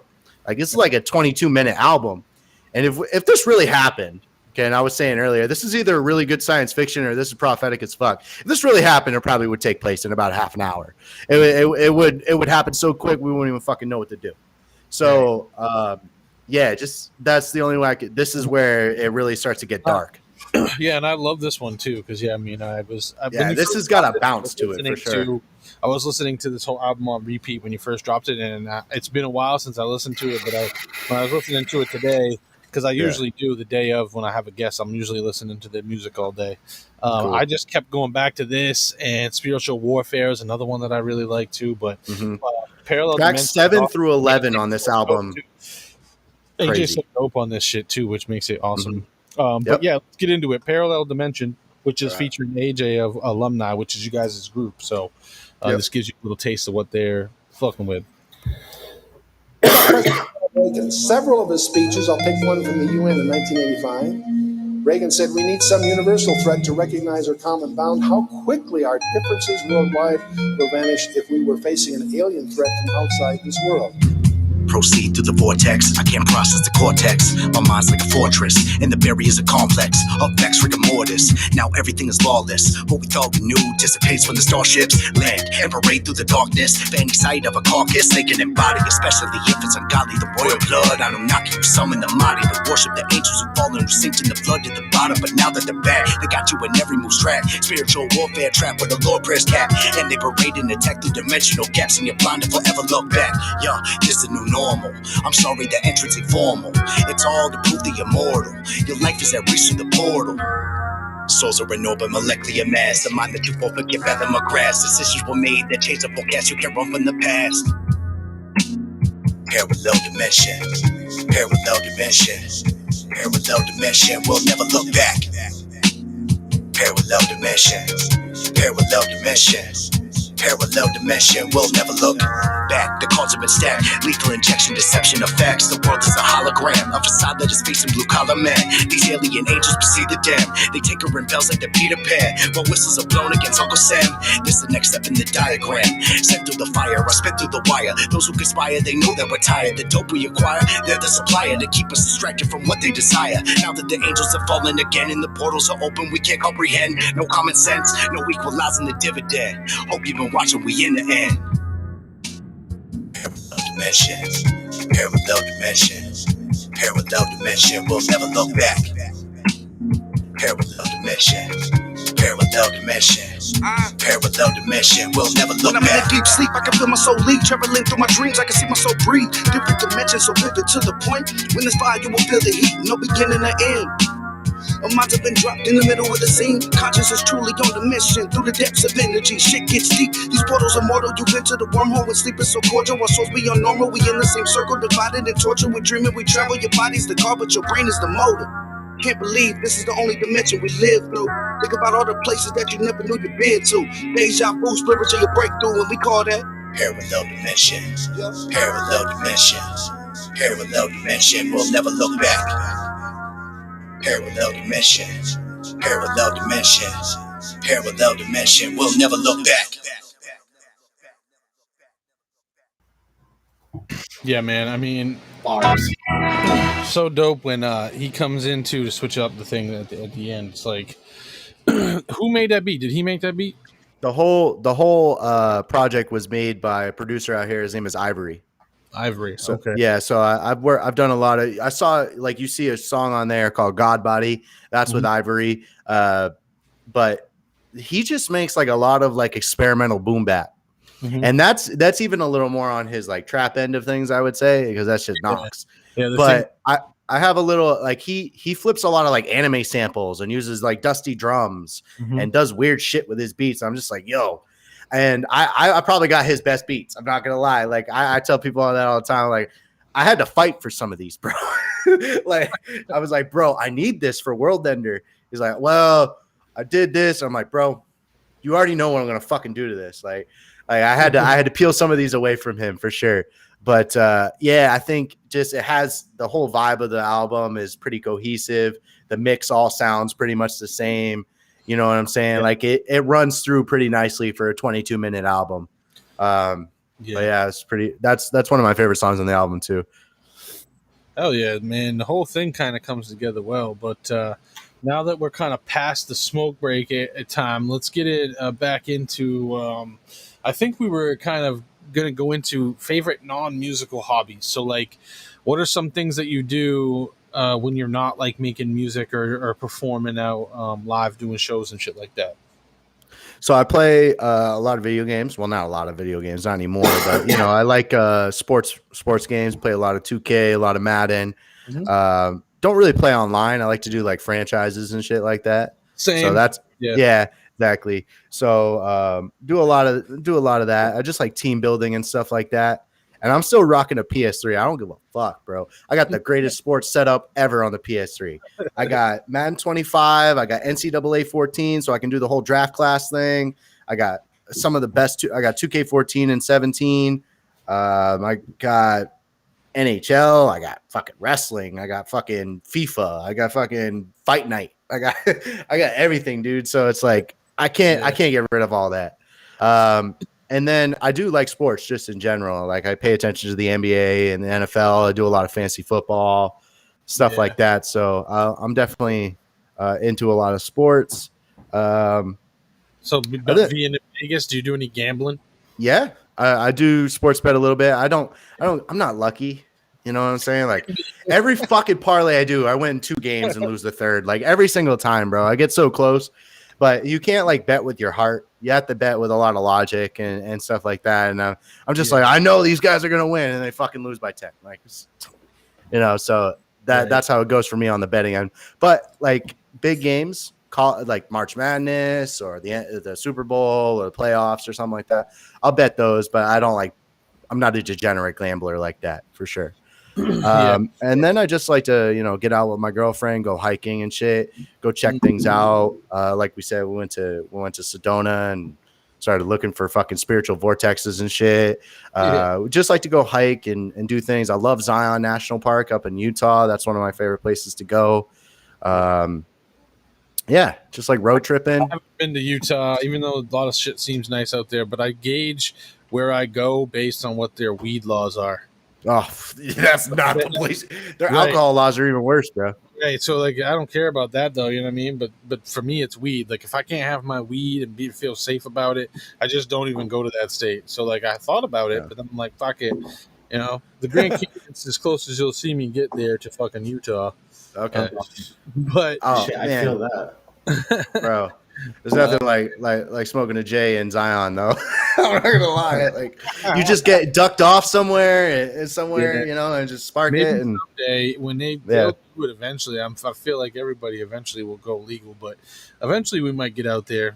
There's just so much to see. Other than that, though, too, like you can stay busy for fucking years traveling through the Southwest. I know my next trip, I definitely want to go to Colorado for sure. I've never been out there.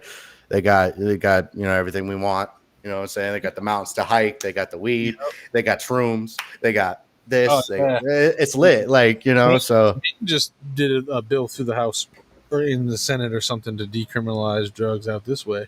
Yeah. I know. I heard about that. Or if she has or she hasn't. I don't know. Yeah. Maine's usually been pretty liberal with that stuff for even when it wasn't like super mainstream. But medical marijuana has been in Maine for a long time. And since stuff 99, like yeah, exactly. So they've been pretty liberal.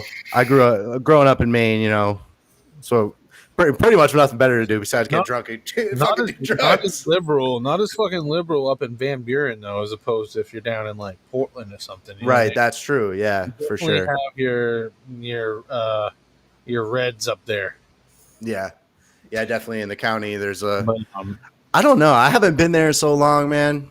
It's the same. Take my word for it. Okay, right. Yeah, I believe you. It's getting better. I will say that. You know, okay. Certain aspects of things. So they just had the first Pride Parade this year through Aroostook County from Fort Kent and Holton up to Caribou, nice. And so they've come quite far compared to maybe 10 years ago or whatever. Okay. But it's still pretty red up this way. But needless to say, I do want to mention that at midnight in under 3 hours, the homie MoFlo is dropping a new music video called Tell 'Em with Ocho Fono, 8 Bizza. Shout out to them. I shot the video in Portsmouth. So yeah, if you're not subscribed to MoFlo, head over to YouTube, go to MoFlo Music and subscribe. He's trying to get his subscribers up. So go over there and grab a subscription, maybe set a reminder to watch this video. Yeah, because at midnight it drops. It's a cool video. It's kind of about women empowerment and shit like that. So it's a cool video. If you want to check it out, I told homie I'd shout him out on the show and give him a little love since I helped. Yeah, I'll go look that up, bro. And then I'm pretty sure tomorrow, I don't know if it's going to be at midnight, but I think tomorrow Hero is dropping Welcome to Hell, which I also directed and shot that video too. Nice. So stay on the lookout for those couple gems dropping here in the next couple days. Yeah, but let's move along. I think that we usually at this point, we're going to go, first off, before we get into this section, new rap versus old rap. Live shows, rapping over backing vocals or no? What's your take? No, absolutely not.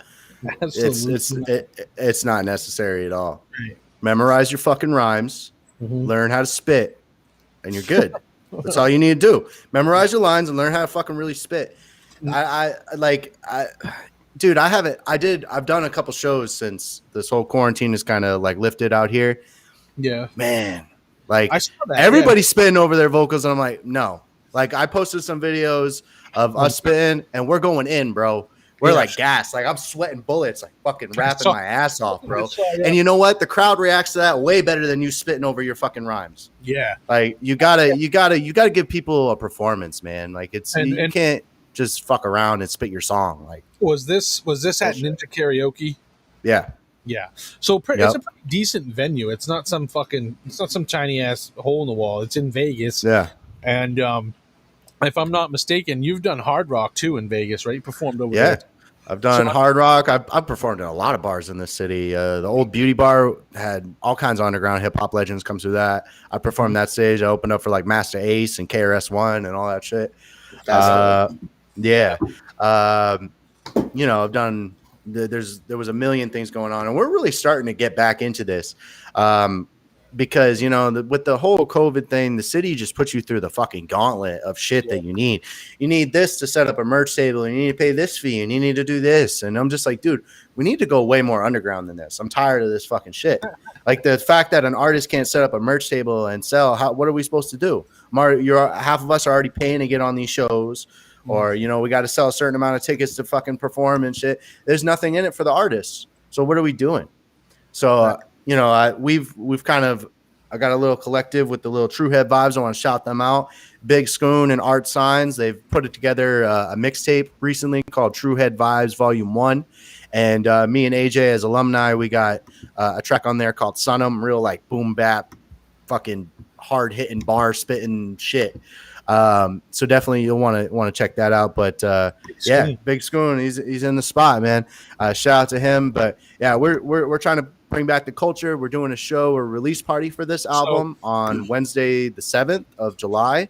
And there's battles, there's fucking breakdancing, there's performances, there's all like the culture is coming in. And that's the kind of mission for that brand and all that. So I'm part of that. I'm helping with that. And you know, it's just good to be back at the shows. Hell yeah, that's what I was going to say. You know, Hero obviously would be able to put this better than I probably can, but I think they've done something like 40 or 41 shows. 43, I believe. 43 shows, in-person shows this year already. Wow. Free for the people to watch on Bars Over Bars every single time they do a show. It's free right here to watch. It's free for the artists to perform.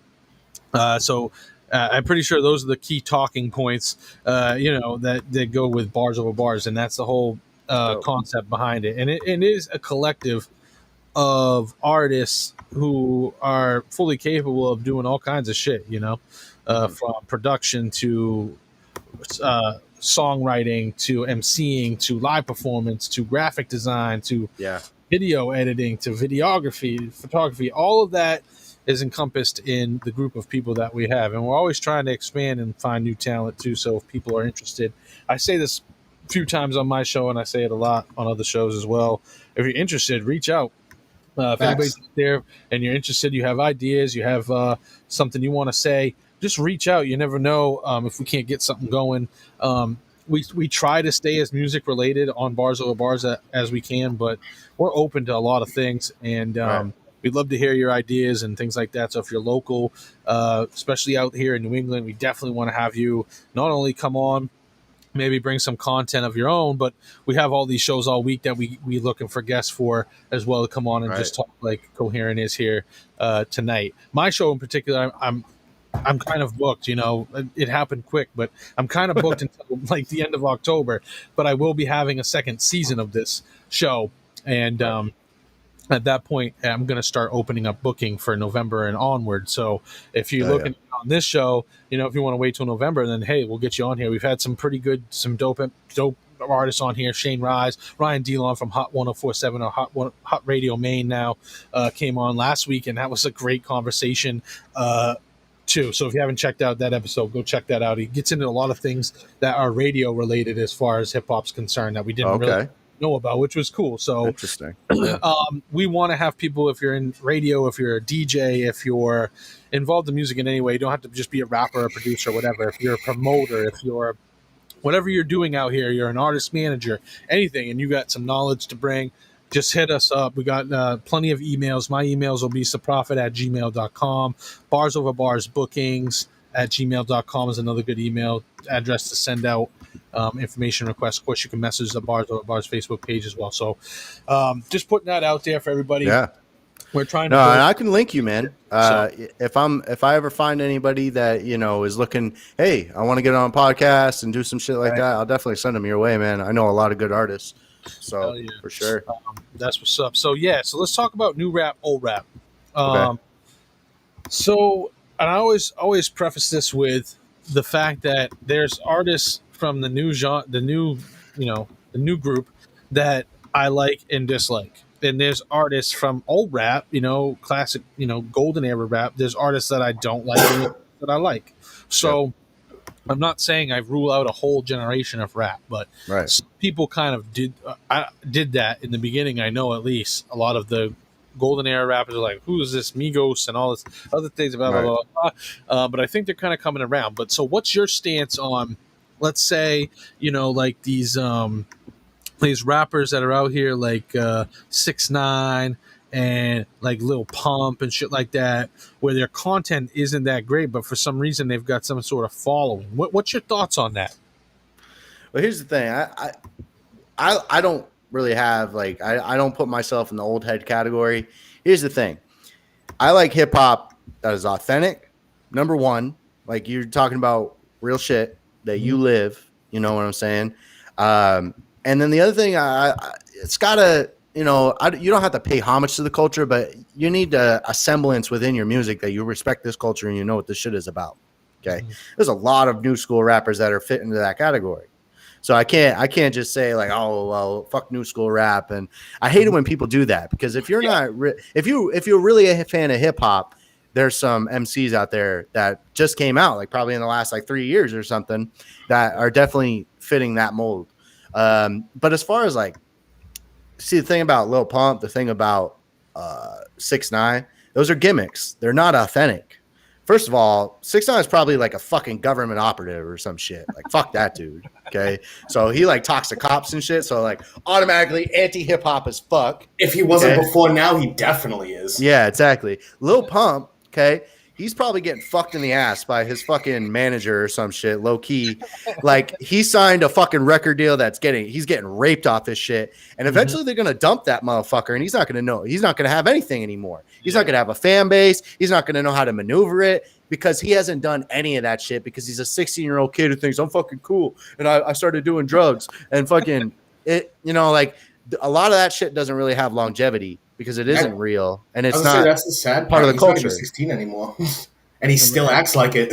Yeah. Right, exactly. Like, yeah, it's just that's a lot of ignorant, stupid shit. And no, like the easiest way to get me to turn off your shit is you come in talking about you're driving a Bugatti and you're fucking 20 years old, and like, no, bro, like that's not real, bro. When I was 20, bro, I was fucking busting my ass at FedEx going to college. Like, that's some real shit. Like, that's what most people are doing with their lives. They're not driving Bugattis at 20. So fucking stop. Like, try to relate to people with your music a little bit. So that's some of the pull that kind of pulls people in, maybe the facade of the lifestyle. No, you know what I'm saying? Gimmicks work, bro. Gimmicks work very well. Yeah. And I don't know why. I think it's just an entertainment thing, because hip hop at the end of the day is entertainment first. Yeah. And when people have a character and they have a persona and all that, that's entertaining to people. People don't necessarily want to hear my music. They don't want to hear the truth. They don't want fucking random bald white guy talking shit to them. You know what I'm saying? Like, yeah. But if I put some fucking face tats on this and I fucking got some trap beats and put some autotune on, bro, I blow some motherfuckers out of the water, bro. I'm just kidding. I'm not even kidding you with that. Like, so it's I don't know. It's just a weird phenomenon. But the real problem is that hip hop has been extremely commercialized. It's become pop music. It's not so much a subculture anymore, where it is mainstream now. It's mainstream popular culture, and really, it's in pockets like in Europe where the subculture has remained. They haven't really commercialized their hip hop too much. Even grime doesn't get as much love as it probably should over in the UK. True. Even though they have a lot of like, it makes sense that shit would be popping, but it's still kind of underground over there, and that's where it was created. So it's like, the subculture still exists in some places, and the subculture is that hip hop shit with the ethics of it, being real, having skill,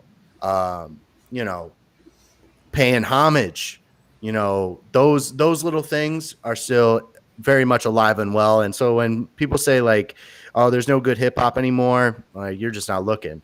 It's definitely there. It's definitely there. Now, you're not going to hear it on the radio, because the radio is not interested in playing that shit. No. And really, it starts in 1996 with the Telecommunication Act that was signed by Bill Clinton.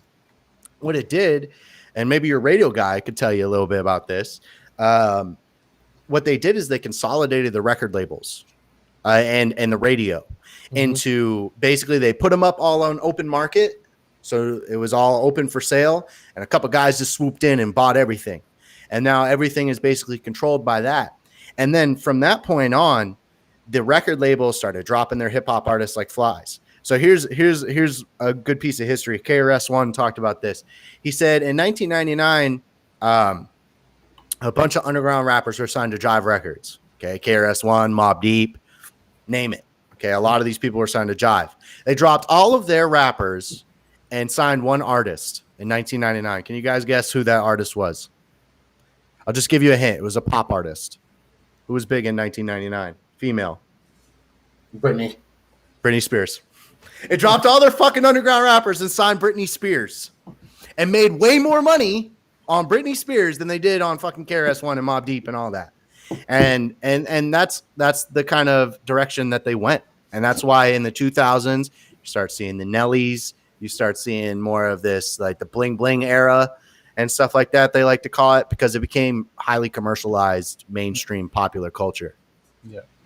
That's really the only way I can explain it. That's why we have these fucking 6ix9ines and these little pumps and shit, because they fit that mold, and they're puppets.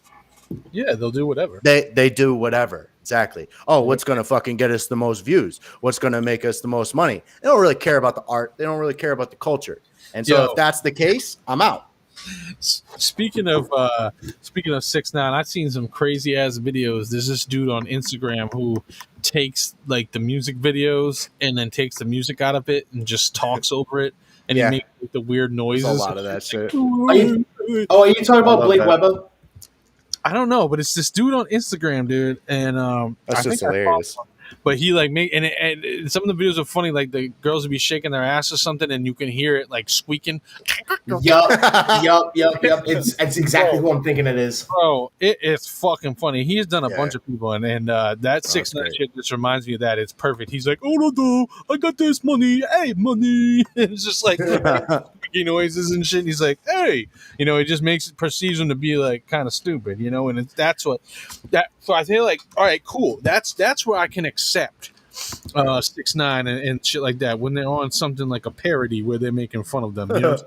Other than that, I don't take it seriously at all. Yeah, no. Here's the thing: 6ix9ine's probably got money. Like, if you got money and you want to rap about it, okay. Like, but you better have some fucking money. Like, you better be able to back it up. That's one thing. It's not that. It's that he's a contradiction, bro. And I hate these fucking rappers that are contradictions. Where, oh, I'm helping out my community. Oh, I'm fucking donating this amount to this person. Oh, I'm doing this for the kids. Bro, you rap about shooting people and fucking hoes and shit. You ain't doing shit for the kids, bro. True. You know what I'm saying? You're a contradiction. Lil Nas X is another one that I kind of feel the same way about, and I'm sure you guys want to talk about him. Actually, whatever you're going to say, I'm probably going to disagree. You disagree? Okay. Yeah, I fuck with Nas X, and I kind of honestly like what he's doing. I'm not saying that he's not a talented artist or anything like that, and I'm not against his message either.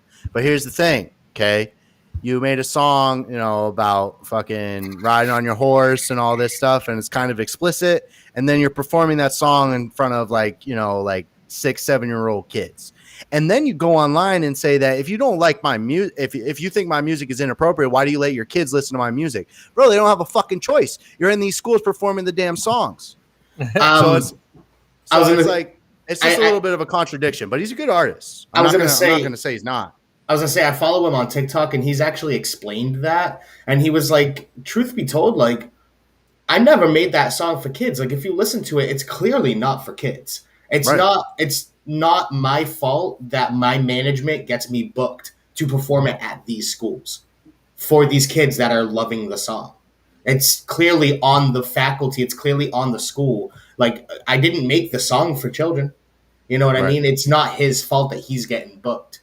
You know what I mean? If you have any level of integrity, you would say this song is not for kids. I'm not going to perform this for fucking 7-8-year-olds. But if the contract says one thing, you know what I mean? But yeah, if you're making $1 million doing it, you know what I mean? Well, even money aside, the label can just be like, now you owe us for that. You know what I mean? Like, they can flip that on you dumb easy. Exactly. And so and that goes into and that's the same thing I was just saying about Lil Pump. A lot of these artists aren't really in control of what they're doing at all. They're signed to these fucking contracts where they're getting raped. And they kind of got to like it's really bad. Yeah. So that's definitely part of the thing. And maybe, you know, as he gets older and he'll eventually probably leave that label, and you know, most successful artists do. They start their own shit, and then they don't need a label because they've used the label to build their platform to a point where, okay, now I can run this on my own. I don't really need you. And maybe he'll show a little more integrity in that point. And I don't. How old is this kid? Like 20? Yeah. Nas X? Yeah. Shit. Like 19, 20? Hold on. He's definitely older than that. Okay. Nas X. He was born in 99. Oh, wow. Wow. 22. Okay, 22. Okay. See, my whole thing is... I respect his art, though. I respect his art. I respect his message. He makes really catchy songs. Like, he's talented. I give him that. It's just that contradictory thing. And I have that feeling with a lot of artists, you know. But like I said, I'm not going to shit on his art. But yeah. I like integrity. And it seems a little like... Okay, you're willing to do it because there's $1 million for it, but you know it's fucked up. Yeah, I feel. Okay.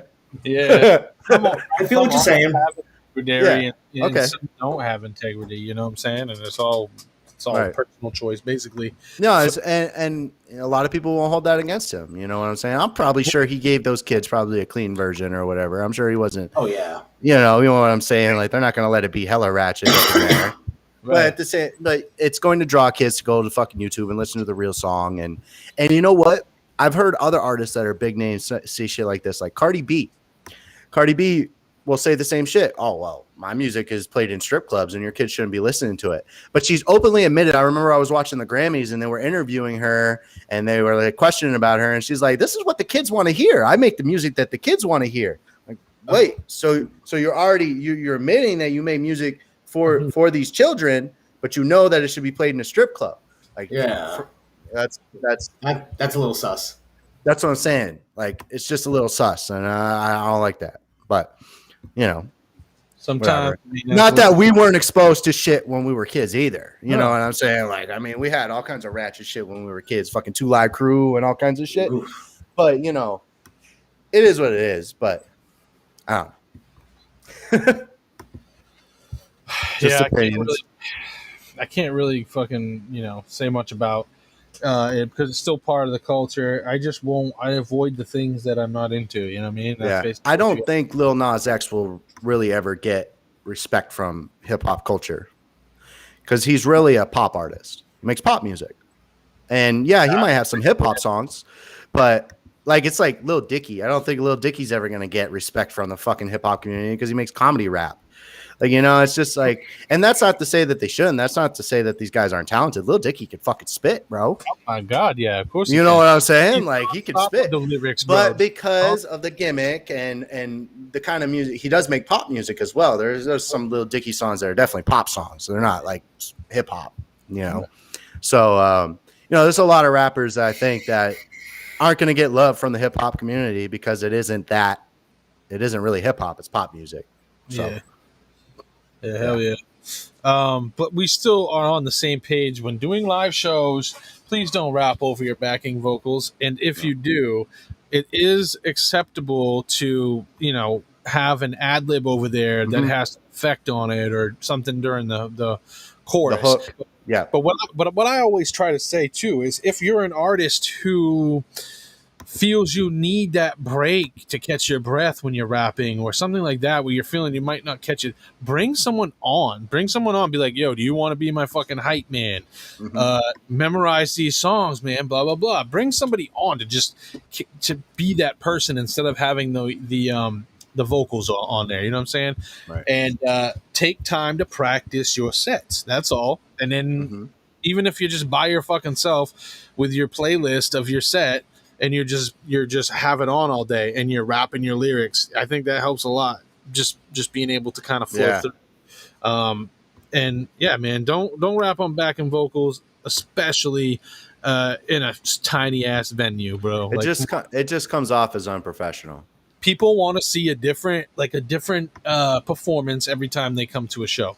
A lot of times, and especially small local acts and stuff, like they're gonna have a lot of the same people at your show coming out every time that you perform, and so for a good amount of time they're gonna hear the same songs. They want to hear them done, not necessarily differently, but it's gonna be slightly different every single time you do it. If you're a fucking rapper, rap. Yeah, True. Okay. If you're a fucking rapper, rap. Like, if you're not rapping, then what are you doing? You were just playing your fucking song. Who cares? Yeah, exactly. Like, if you're really coming out, oh, yeah, I do this. I'm a musician. Okay, show me something. I've had a lot of people do that. I tell people I'm a rapper. They're like, you're a rapper? Rap something for me. And I fucking blow them out of the park. They're like, whoa. You know what I'm saying? That's what people should be surprised when you step on stage and you show what you can do. Show them what you're capable of. I take pride in that for sure. But you're right. Like, an ad lib, having the hook lightly playing in the back, just maybe that's where you get your break. You know what I'm saying? And you could do something a little different there. Like, if your hook's playing in the back, you could be like, hands up, talk to the crowd, get them doing something. You know what I'm saying? Take some time in between your songs. If you got a 15-minute set, most songs are about 3 minutes. You can fit 4 songs in there and still have 10 seconds to take a breath. Yeah. And that's Catch your another breath. thing too, is you don't have to do 10 fucking songs for a set.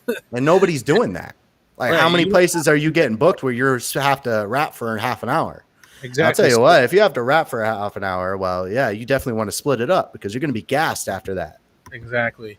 So like, just kind of plan that kind of accordingly. You want a little bit of space between your shit, talk to people, catch your breath at the hooks, and do different things. Even if it's a different, throw your hands up, or you call and respond to somebody during a hook and shit, just to keep them involved and shit. And obviously, I'm not talking to anyone who's watching this who's been fucking performing for like 20 years, 10 years. They get their performance down. I'm talking about people who tune in and just trying to get a little advice. You're trying to get a little advice as far as live performances go. Think about having a hype man. Think about not putting your vocals on the track if you are thinking about it. It'll make you a better person when you're performing, and it'll be a better performance for the people. Be more likely to follow you and want to know what else you're doing and come around to your shows. Which let's put it this way: your shows is where you make your money, right? Because you're getting paid, half pennies on every fucking 10,000 plays you get, or whatever it is. Through services. You want to get you want to sell merch, and you want people to want to buy it, and so you have to have a good performance. Exactly. Like, if you're just going up there and it's lackluster, nobody's buying your merch, dude.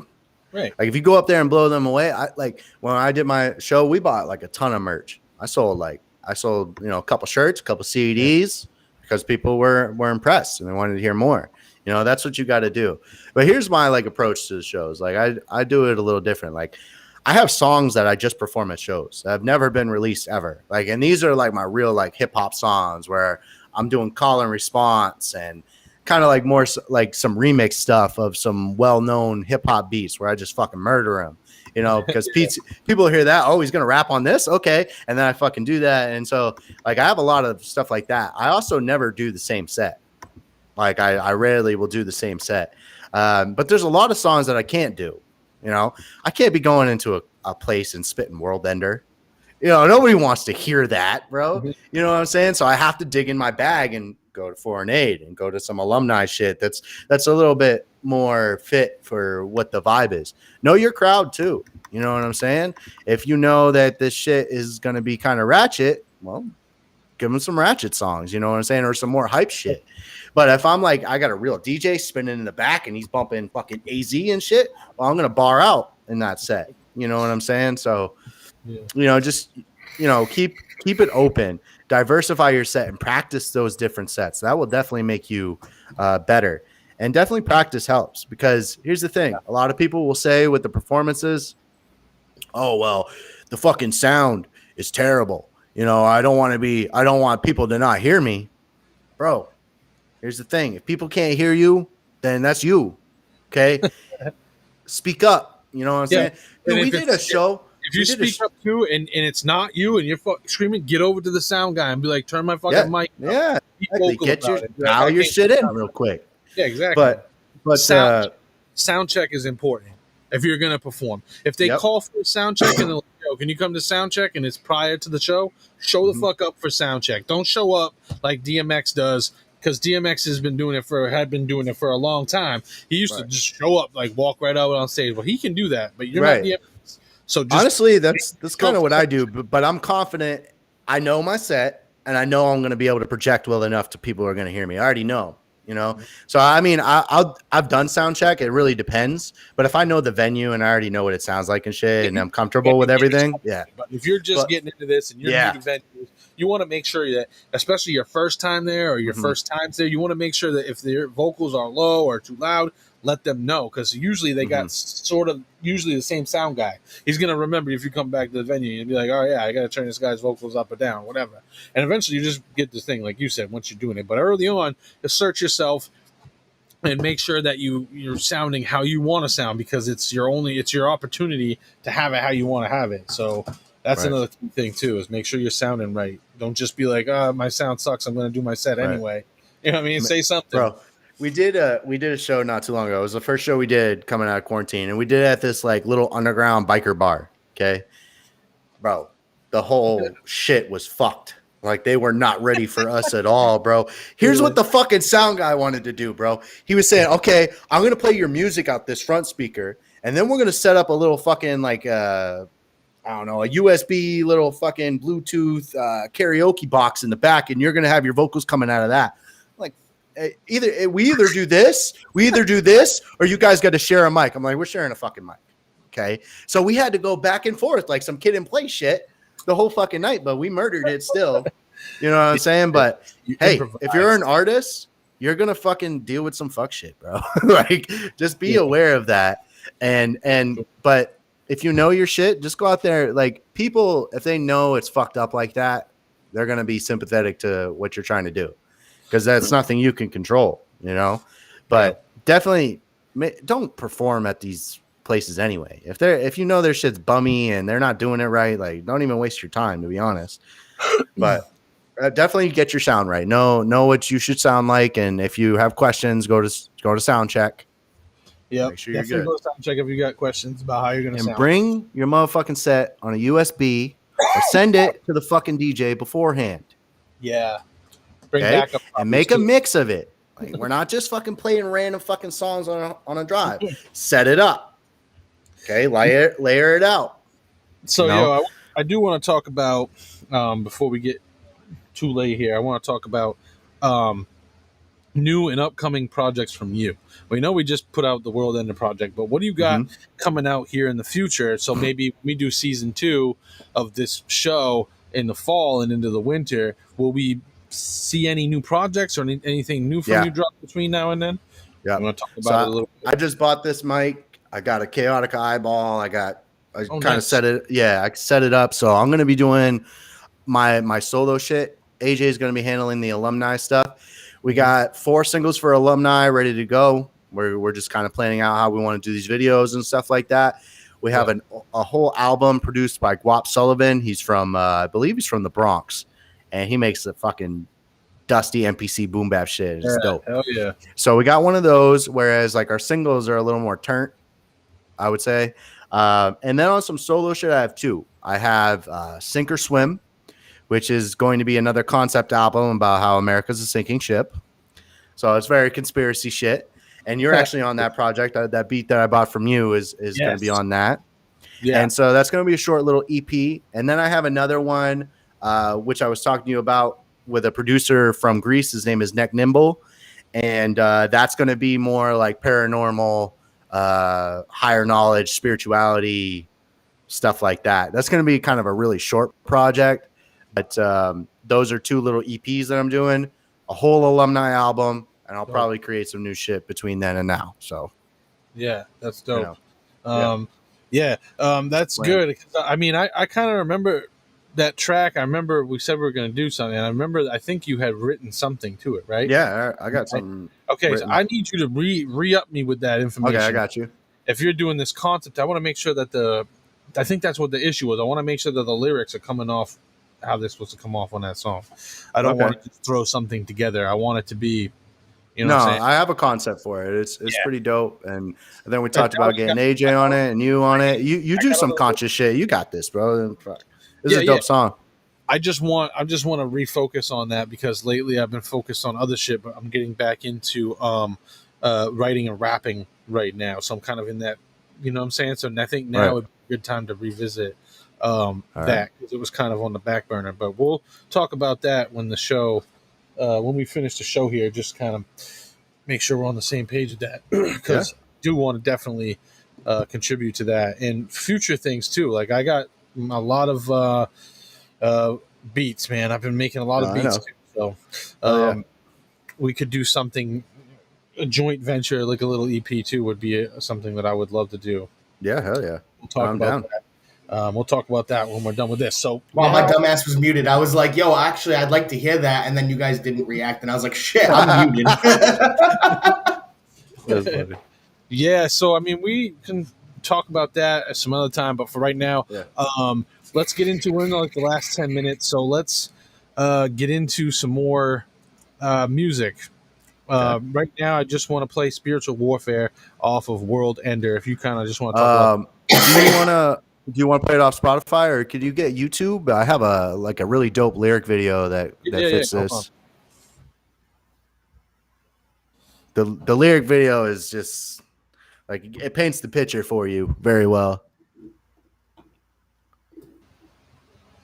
Let me figure out what the anime was called for that. I think it was called like In Shadow or something like that. I want to say that. Okay, let's see. Spiritual Warfare, Coherent. And it'll be the one that's on the Rebel Underground page. Okay, so it's not on your Coherent YouTube. No, it's under the Rebel Underground one. Okay, I was like looking. And just in general, that's where you'll find any content from me or AJ.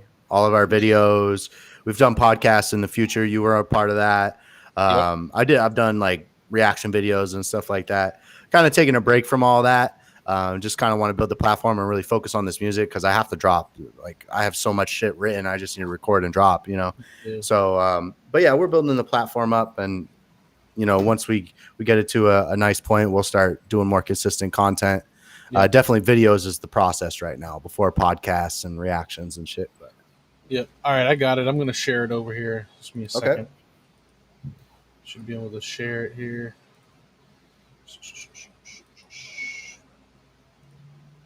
All right, so here we go. Spiritual Warfare. This is an anime lyric video. I remember watching this too. But yeah, this is pretty dope. Do you want to set this up? Who did this video? I made this video. You did. Okay, dope. Yeah, I'm starting to do all our video stuff. I can make lyric videos and stuff like that. This is not what I'm capable of. I can do better than this now. But here's the thing. This anime is called, I believe it's called In Shadow. And it's like a longer kind of, it's like a 30-minute little anime. And it's got like just some music, but it's really just some imagery about a lot of conspiracy shit. And a lot of the stuff that I'm saying in this shit is visualized through this video. So when I found this, I'm like, holy fuck. And I showed it to people and they're like, bro, did like somebody make this for you like professionally? Like I'm not like, I copped this shit and just put it to the song, like put my lyrics over it and said, go, you know, but yeah, no, I'm proud of this. And I have a few other lyric videos on the channel for this album. So there you go. All right, so Coherent Spiritual Warfare anime lyric video. Let's get into it. Stuff makes pure masculine seem like ginger beer, man. Adrenochrome. Adrenochrome?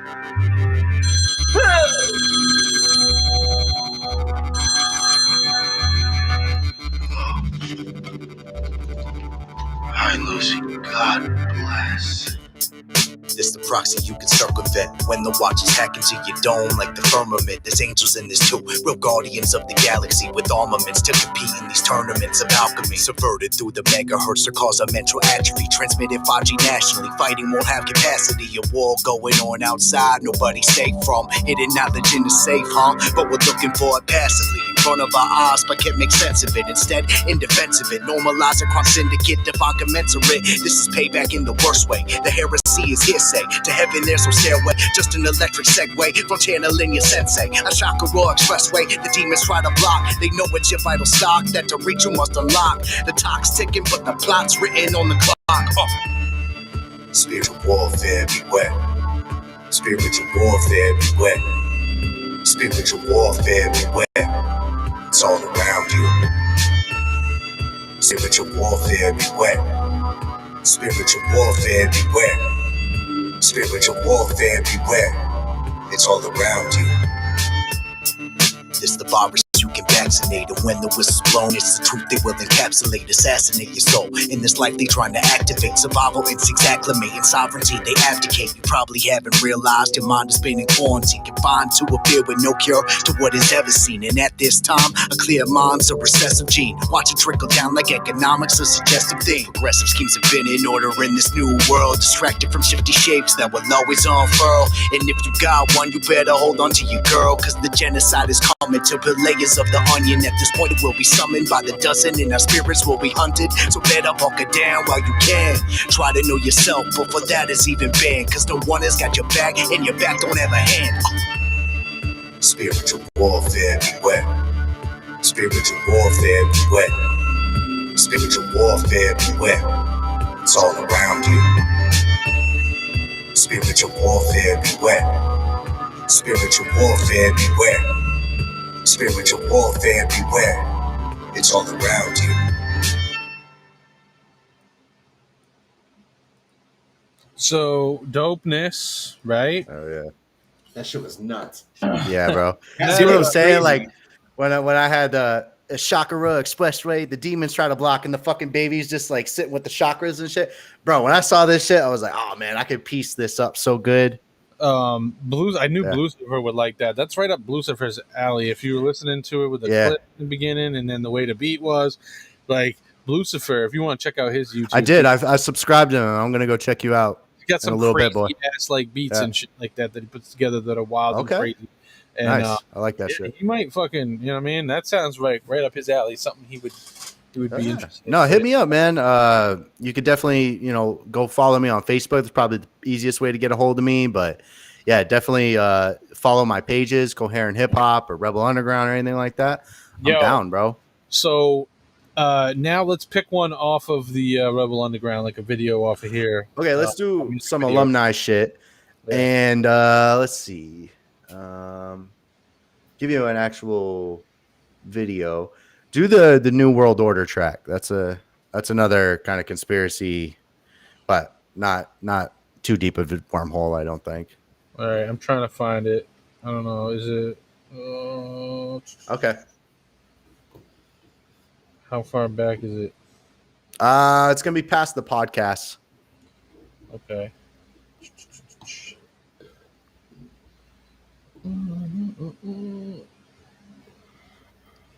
Oh my god. And so it was the beat is from Kato on the track, world-renowned producer. I'm not sure. I don't think we did it for a contest. Basically, what we did is we did a song for a contest, and he gave people like a beat pack if you entered the contest or something like that. And this was one of the beats on there. I was like, oh fuck. Well, I immediately started writing to it, and it turned out to be a pretty dope track. This probably has our most views on it too. This has like 5,000 views on it in a year or so. And definitely on Spotify, it's one of our most played tracks as well. I got a lot of people bumping this from all over the world. So yeah, no, if you're into conspiracies and stuff, I like to coin the term conspiracy rap. Okay. A lot of people hear that and they're like, ah, that's stupid. I'm like, I mean, if you think about it, like K Reno and Cannabis and some of these guys, this is just kind of what they make, I would say, so I if you like that type of occult knowledge and stuff like that, definitely. So is the video a music video or is it just the song? Because I'm not finding No, it's a video. trying to see it. I got the playlist. This alumni Just playlist. type it in. Type it in at the top. New World Order alumni. All right. And then you should see the cover of it. It has like a seal with a map in the back. Yep. There you go. Here it is. All right, let's share that over here. There here. Boom. All right, so here we go. New World Order alumni.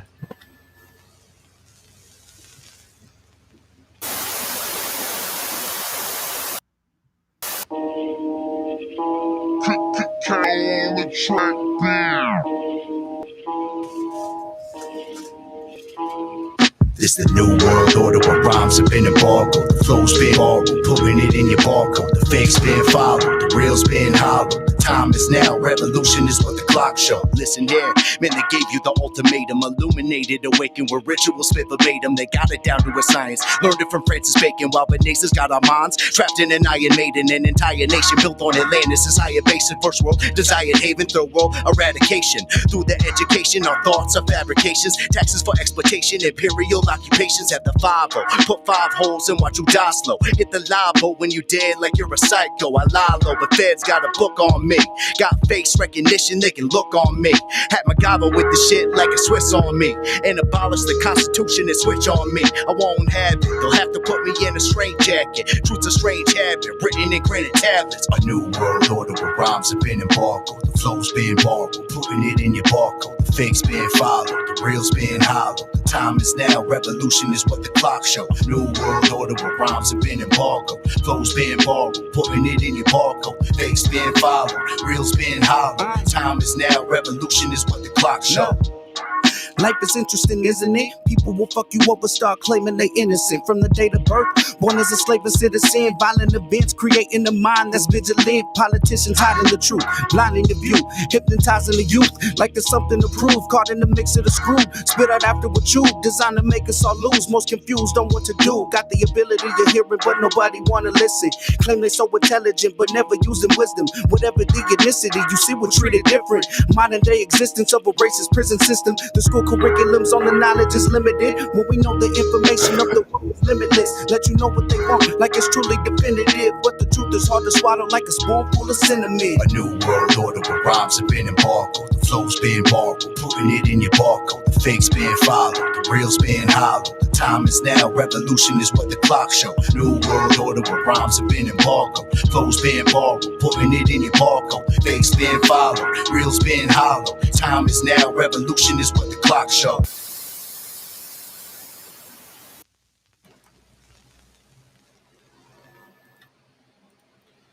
Service announcement. Yeah, hell yeah. I mean, that's kind of what the vibe of alumni is on that. Yeah, no, on that, we you know, AJ himself, you know, makes a lot of different shit. Like he'll dabble in the conscious shit, but he makes a lot of like hype tracks too, like a lot of like bangers, you know. So he has his own little style, but he gets into the conscious shit with me. But really overall, I think we're both super versatile. Like we can both do all of those different things. And on our alumni shit, we do that. Like if you go listen to the album, you listen to some of these singles, some of them are like real crazy. We're chopping and we're not going like into too deep of anything. Some are just bars, but then some of it's like real deep shit. So, you know, you get a nice mix with me and with alumni and AJ. So just good shit for hip hop. Like a good, if you're a fan of hip hop, we got you covered on all angles, basically. Hell yeah. So, I mean, that's pretty much the show, basically. If you got some final shout outs you want to let people know, be sure to check out Rebel Underground and alumni and Coherent on all the social medias. Yes. YouTube's, Facebook's, whatever. For sure, follow them. And stay tuned for the new stuff he was talking about for sure, too. And like, if you got anything else, let them know. All right. So if you want to follow me, definitely check me out I'm on Twitter, Instagram, Facebook, pretty much everything at Coherent Hip Hop. If you Google that too, you will definitely find all my music on Spotify, on Bandcamp. I'm just going to let you know that my first 3 albums are not on Spotify. Probably a lot of the reason is because those are really kind of like mixtapes, and they're not everything is like I don't own necessarily the rights to that stuff, so I don't want to play with that. But you can definitely find all my stuff on Bandcamp, coherent.bandcamp.com. All my albums, all my singles and stuff like that. Alumni spelled ALVMNII, same thing at alumni on all those channels. And then for Rebel Underground, it's Rebel Underground Network at Rebel Underground Network. Definitely for that, I would definitely check the Instagram, the Facebook, and the YouTube. That's where most of our content is going to go. We do have Twitter and stuff, but I'm not really focusing on that. And then as far as shout outs, I want to shout out AJ. I want to shout out Big Scoon and Art Signs with the True Heads crew. They're doing dope shit for the culture here in Las Vegas. I want to shout out Grind Mode, which my buddy's got the Las Vegas Grind Mode. They're coming back out in August, and I can't wait to kick it with those guys. They're dope. They have a great platform, so shout out to them. Yeah, and then shout out to all my fans. I have some fans overseas mainly. So shout out to them if they're tapping in, and they're probably going to go watch this later because it's probably late as fuck there. You know what I'm saying? But yeah, shout out to everybody that's rocking with it and likes my music and likes the truth, and that's it, man. Oh yeah. All right, shout out to the sponsors: Bars Over Bars, NPCstuff.com, Fire on 4, Elevate Audio Visual, and What's Happening in Boston. And yeah, we'll see you next week. All right, shout out to you as well for having me on this shit. I really respect you guys. Thanks for chatting me up. That was fun for sure, man. So I appreciate it a lot. Hell yeah. And yeah, we'll catch you next week. Catch the Wuxi Game Podcast tomorrow with Libsy, and What's Beef Tuesday with Libsy, and then Wednesday with Libsy, and then Sunday with Libsy, and then Thursday. And I just pop up like a fucking mystical being every now and then. If you're lucky to see me, you're lucky to see me. All right, y'all.